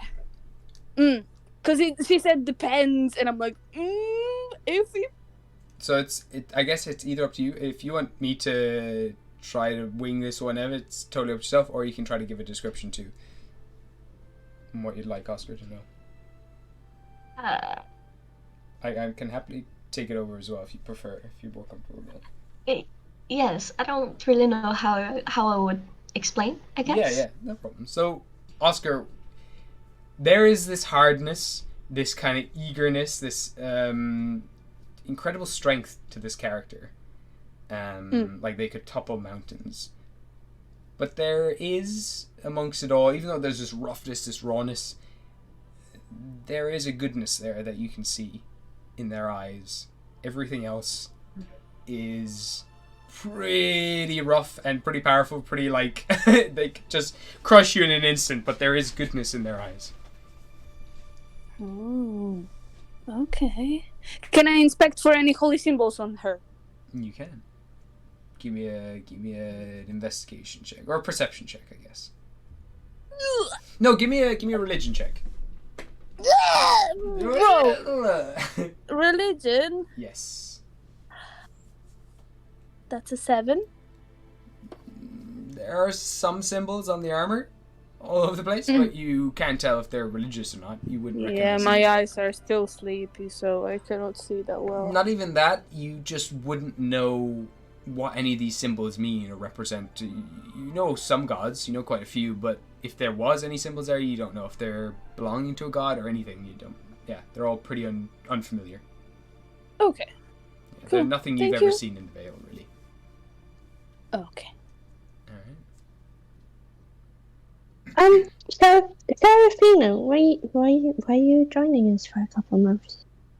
Or a little while, or something? Why?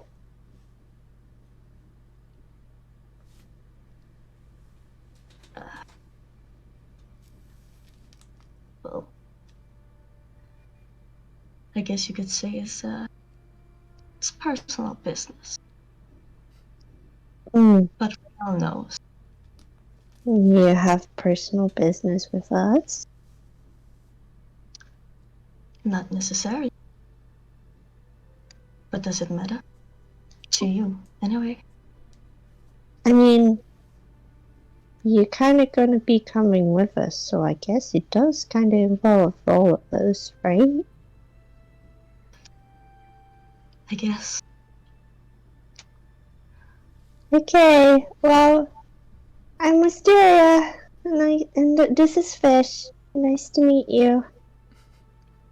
Yeah. Nods her head. Yeah. She looks down. It's just kind of says, I need to destroy the dreamer. Oh, good! We've got the same kind of goal! Okay, that's fine then! I spit my tea when she says that. Oh, that's a nice breakfast conversation. Well, at least we're on the same, side.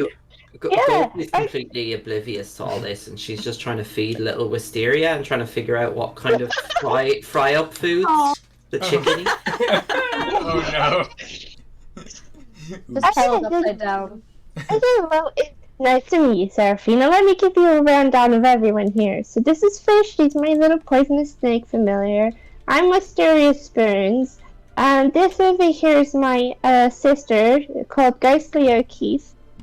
Next to her is Oscar, a nice little tall furball.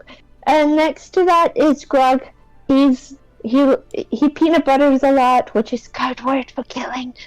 And then there's next to Grug is Quill Zorakai. Quill Zorakai. And next to Quill is you, and next to you is Riel, who's also next to me, and yeah, that's it. And there's also Shahil, but he's not here. We'll be able to get him back. I explained yesterday. There's been a bit of a rendezvous, to say the least. Things happen to the lad, huh? Yeah, well, the wanted posters are still up. We still haven't been officially pardoned yet, so... So what's the plan? He's okay. I mean, I guess the plan would be to get Queen back to the castle and get this mess So finally we'll be sorted. handing over the queen to the maybe person who is. Well, doing that's it. something we'll be finding out, won't we? Should we get my sister involved in this, or? It's so fun Uh, saying sister. I never get to say sister. It's always Wisteria with her sister. I never get to say sister. Anyway, We'll yeah. see. we didn't- I think personally we need to follow the Queen's lead. I mean, she's been generous enough to not let Shahil get killed by the guards, so I personally would not like to get on her bad side. For now, anyway, until he's safe. I'd love to get some diamond dust too. We really need to fix your hands soon, Rael. Do I know what's inside Trill's bag? Yeah, you would have had the time as well to root through it. There is a sack of diamond dust, which Oscar had for a while, but Trill had stolen it from Oscar. Oh, okay. So there is a sack of diamond dust. How much of a diamond is in there? Enough. What is it, like 3? I can't remember. I don't know 300 anything for one. For Yeah. one greater restoration. There'd be enough for one use of greater restoration. Anyway.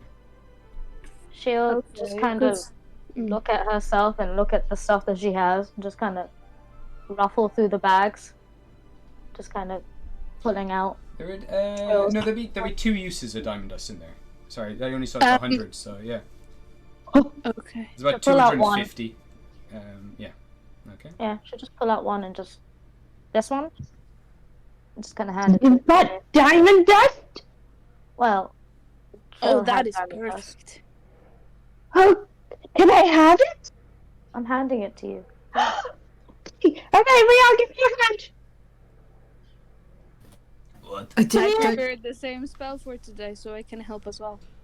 you want to heal your skin first? Isn't that more important? Wait, Oh, Phil, how no, many diamonds fair. you've got in there? We can sort out both, maybe? God, how many diamonds do I have? You have 2 lots of this diamond dust, about 250 gold pieces worth of diamond dust. So you can split it like. Okay, we need 100 for each greater restoration, so it should be fine. Okay, so I'm going to cure Wisteria, and Wisteria can cure Rael. Yeah, so it's fine, Rael. I can heal you now. So give me your hand here. Can I? You just He'll hand just kind of hold his hand out a bit warily, but has to trust. Oh, we doing the holding hands magic? I can help with that. Go to just put her hand on Wisteria and Oscar. Alright. So again, there's a bit of a strain for you, Wisteria, trying to get this to work as the diamond dust begins to spin around Rael's hand. And you can hear a bit of grumbling, like, oh, we're not very strong, we're the weak gods. And they kind of click their fingers, and the diamond dust shoots into Rael's hand. And you watch as all of the muscle begins to like fill back into the hand, and it goes soft and tender again. Your hand kind of regains its strength. Also, Wisteria, the raw skin heals over finally for you, and your health is back to the maximum it was. Woo! Nice. Oh no! Oh no! Oh, I make my gods angry. But No! both Oscar and Wisteria, if you mark down that you've used a 5th level spell slot, though. Yep. Yes, You just realized this?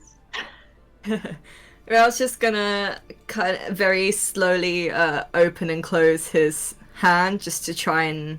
I mean, he hasn't been able to use it for like. Oh no, that sounds bad. Oh, thank God! I can use lay on hands again. Thank God. Yeah, no, he's just trying to Excuse have a feel to see if he has got like all his strength back in it, or if like how much he can actually use it at the moment, because it's only just been restored. So It just feels a little almost unfamiliar, but you'll be able to get used to it after maybe a day or so. At the moment, the strength is there. It just kind of almost feels like, well, it just feels like you've grown back a new limb and you're trying to engage with it again. Okay. He's quite. Actually, he's very impressed with Wisteria. He's just gonna look up at her with a sort of a raised eyebrow. Like, huh. Thank you. And he'll kind of lean over and give her a hug with a small pat on the back. It's a little bit awkward, but he means well. This is nice. Thank you. I would be careful with your hand. Okay, just don't be going to do the things that you usually do and strain it, cause be careful of it. Speaking of strain, do you think you're strong enough to get rid of the necklace that I have? The what? Yes. I was actually wondering about that since... Oh. If there's an open area around here, I can try and destroy it now. I don't know if that takes priority over this issue with Queen Lavender, so... I think if we get rid of what could be fucking us over in the long run now, that would be best. And then we can switch to Lavender. Let's destroy it. And he'll hold out his hand to take it. I was gonna give it over. Thanks.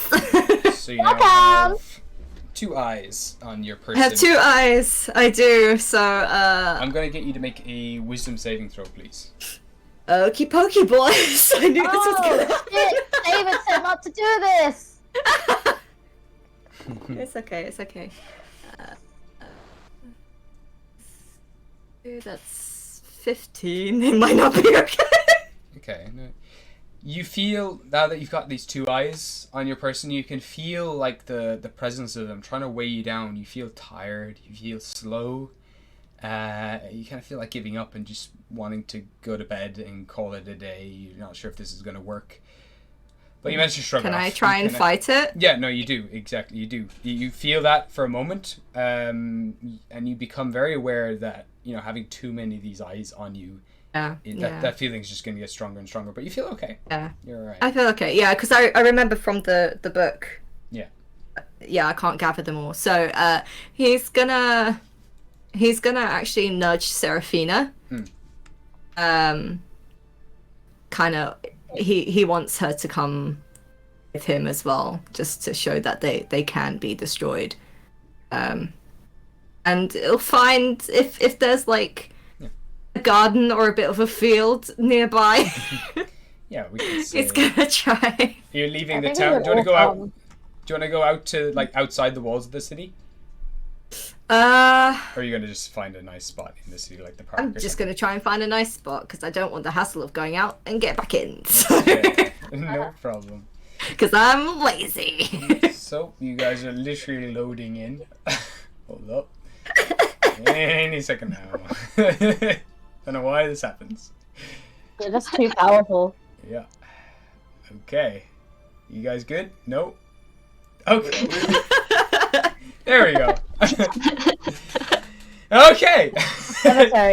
So yeah, you managed to make your way through the towns and make your way to the town park, and it's reasonably empty here. There's not many people around. You'll gather around Rael as you place the eye on the ground. Yeah, I'm gonna ask everyone to step the fuck back Right. because of what happened last time. Okay. Of course they don't know that, but... Can I call upon a ghost just for backup? Okay, so mark down that you've used a bardic inspiration. And roll me a D12, I believe. Yeah, let me just get my ghost chart out. Oh, can I summon? Can I use Unseen Servant and summon Joffrey as well? Yeah, no It's problem. kind of like a ghost. Oh, it fell on the floor. What is this? Which one's this? Oh. I got Celestial, got 11. Wow. Oh my god. Oh my god. So, bear with me now. I just need to double check that. Spirits. Just loading. Okay. So who's your target for this? So the target, when you use this, wait, you got Celestial, is it? Yeah. Okay. Number 11. The Okay. target regains hit points. Yeah, so actually they've changed this up on the website, so that it's just called, yeah. It works anyway, either way, and they regain hit points. lovely. If you want anyone, who do you want to regain hit points or be cured from either blinded, deafened, paralyzed, or petrified, or do you want to hold on to it for now? I would like to hold on to it, and then if anything happens to, like when Real shoots off the magic, I would like to shoot it at Real, just to give him extra protection. So as you tune into your instruments, you look for this target. You feel this heat up along your back. And you turn around, you can see this. You can't really see them fully. You can get the sense of their presence behind you. You turn around, you can kind of make out little bits and bobs. But they're this hulking mass of gold and molten rock. And they have their arms folded and they're just floating up in the air above you. Their hair seems to be made of fire, and they have a big long beard of flame as well. They carry like several swords on their back. Would I happen to know who this is? I think I know. Yeah, you know. I feel like I know God. as Cap. You might. Who do you think it is? With Chrono. I think it's one of the ones that I had to do for the calendar. I forgot his name. Nope. It is not. It's not that one. Nope. Okay. You don't really know who this is. Would Quill not know? Like even religious? Not really, no. You might have a sense, but you don't know who this is. This is different to anyone you've met before. Like, they're from somewhere else. Yeah. Yeah. All right. So they're standing there, kind of very, just not really saying anything, kind of like playing with their fingers, like almost picking their nails. Kind of they flick out a bit of like brimstone from their fingertips. You would see this too. God, I'm getting used to the name, Seraphina, but you can just about see the kind of outline of one of the whatever Quill has summoned has a very similar vibe to who you follow. They seem to almost be like a step down from your patron's kind of power level or whatever. They have a very similar presence to them. Yeah. But anyway, you managed to summon them. You summon your invisible servant. I think for this moment, Joffrey, you summon them, no problem. I won't get you to roll on the table for this one. I think it's pretty casual, pretty easy to do. And you're in a pretty peaceful environment, so there's no strain here, and you're getting a bit better with these kind of things. So, Rael. Okay. Yeah, he's just going to make sure everyone's at a relatively good distance. Mm-hmm. And he's going to draw his demo blade. He's a bit nervous, actually, but he's still going to draw it. So, as you draw it, it weighs down. You're used to it being lighter, and it kind of just falls down by your side, and it is the same dull brass blade that Inigo tried to draw. It no longer glows blue, but it's just this dead weight of bronze. Oh no. He's just kind of staring at the blade. It's kind of wide-eyed. So it's literally just the same. It's like really heavy now. Yeah. Can I try and tune in with? No. You can try it. Give me a religion check. Religion. Okay. Actually, just give me a charisma check for this. Charisma. Okay. Yeah, sure.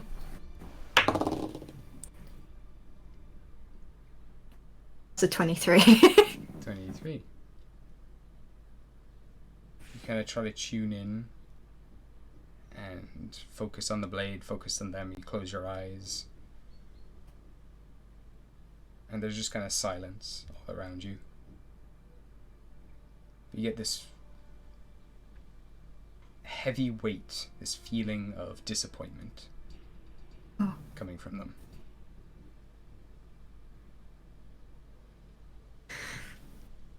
Can I feel if she's there? You feel she's there, she's in the river, she's in the stream, she's in the dew on the grass. But she's not beside me. She's not beside you, and you get the sense, there's no words, but instead it's like, there's also a sadness there, and a worry more than anything. Like you made a promise to them, and you've broken it. You said you'd be this certain person, and you haven't been. And they want you to be better. It's like just kind of, yeah. Like sorry, carry on. It's like yeah, it's a like, disappointed mom. Yeah, exactly. Very much like a disappointed parent. He's just kind of put he's holding the sword with two hands, but kind of with the tip on the ground, and he's just kind of squatting down in front of it, kind of pressing his forehead to maybe one of the aquamarines on it. Yeah. He's just kind of what the others would see is him kind of muttering to himself, almost as in prayer, but in his head, if he's connected in this space with Demu, he's just one sec, let me just gather what I want to try and say. Yeah.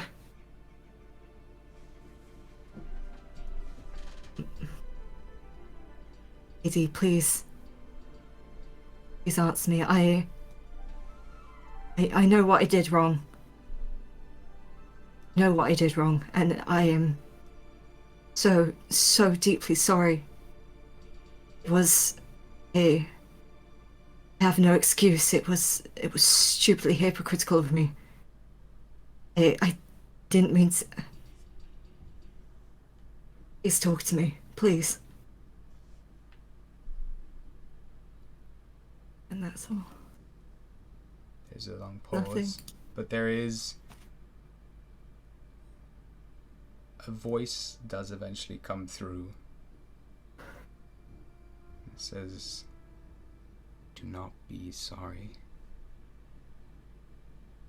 Do not say you are sorry. Be better. Show me you can be better." Of course. I will not break that promise again. Please. Prove yourself. Please aid me just this one time. She disappears. And she says to prove yourself.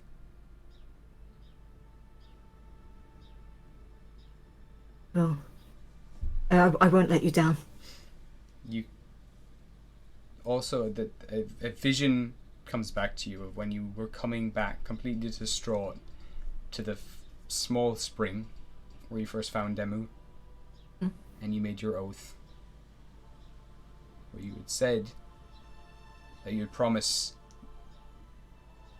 never to always give someone a chance to prove themselves, to prove that they're good, and if they proved that they couldn't change their ways, then you could take action. But you've not done that for a long time.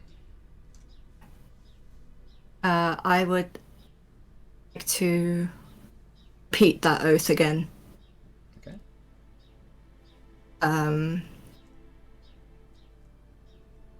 Take a deep breath and stand up again. Okay. The sword is so heavy in your hand. Okay. I will sheath it again. Okay. I will pick up the necklace, so I still have both of them on my person. Yeah. And he would just shake his head and just everyone, I apologize. I can't do it yet. I some things I need to sort out, and I didn't realize. I apologize. We should get back. And he'll just start walking back to the inn. Quill's gonna turn to the ghost that she just saw and be like, "Sorry, buddy." He kind of gives like a shrug and just like disappears. Wasting my time. Back to his studies of gold.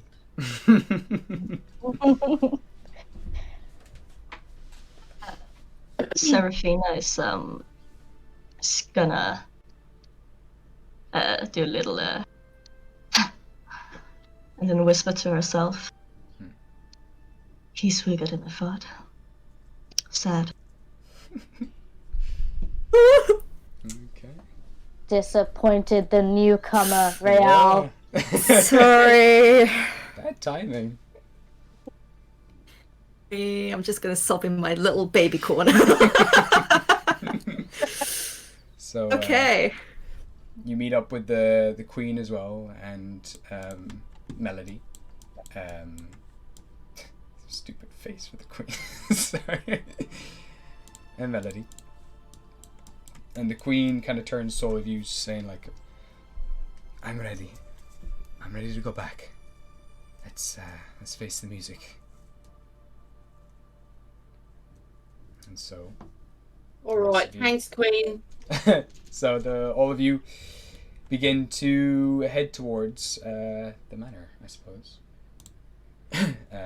So there's the queen. There she is. Quill, Trill should not be there. Neither should Shahil. But eventually you all start heading to the castle gates, which as soon as they see the queen, they open them up, and you continue up through the noble district, heading towards the manor. And as you come up the kind of hill towards the manor, you start to hear these wails of pain that you recognize as Shahil.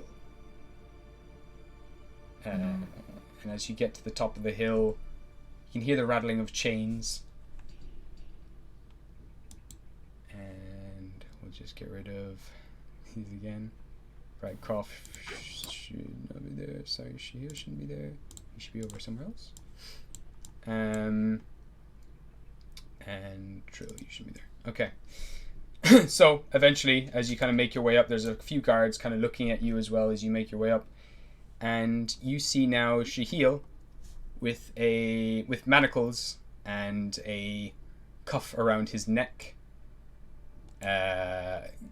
He's been beaten and bruised, and you can see the man with the dark scales on the side of his face just kind of like grabbing him again and like chuck him back into the dirt, and he's just screaming at Shahil, just saying, "Where is it? Where is the eye?" And he kind of steps on Shahil's neck, and Shahil's just kind of like choking under his neck, trying to grab at the foot. And there's this massive man as well, about, I'd say, 8 foot tall. He looks like a Goliath as well.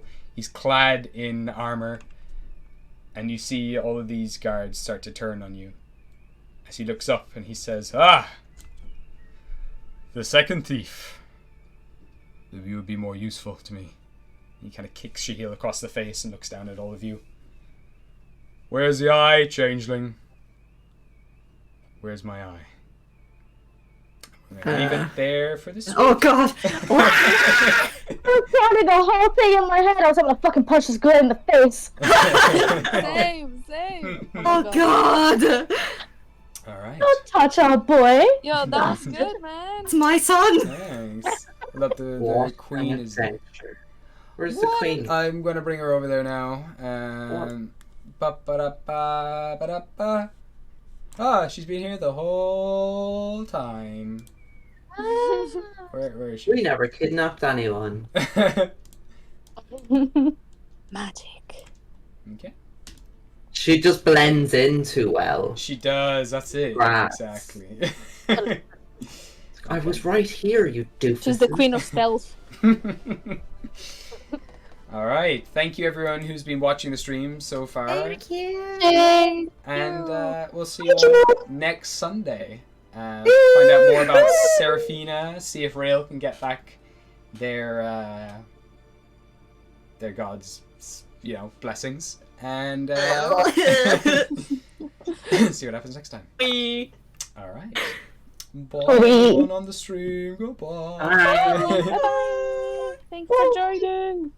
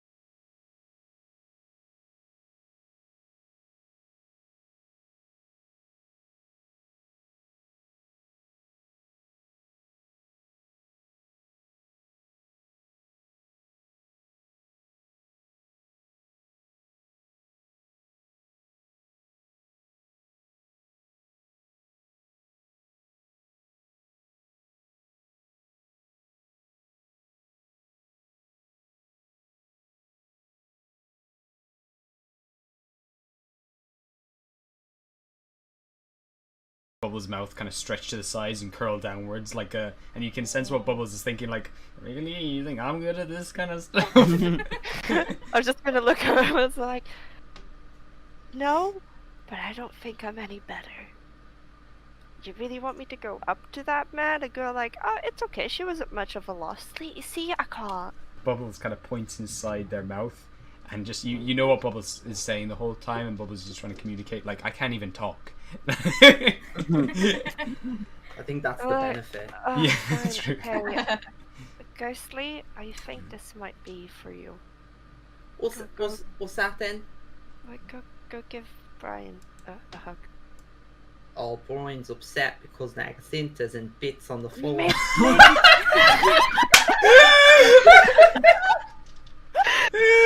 my god! Oh my god. Oh my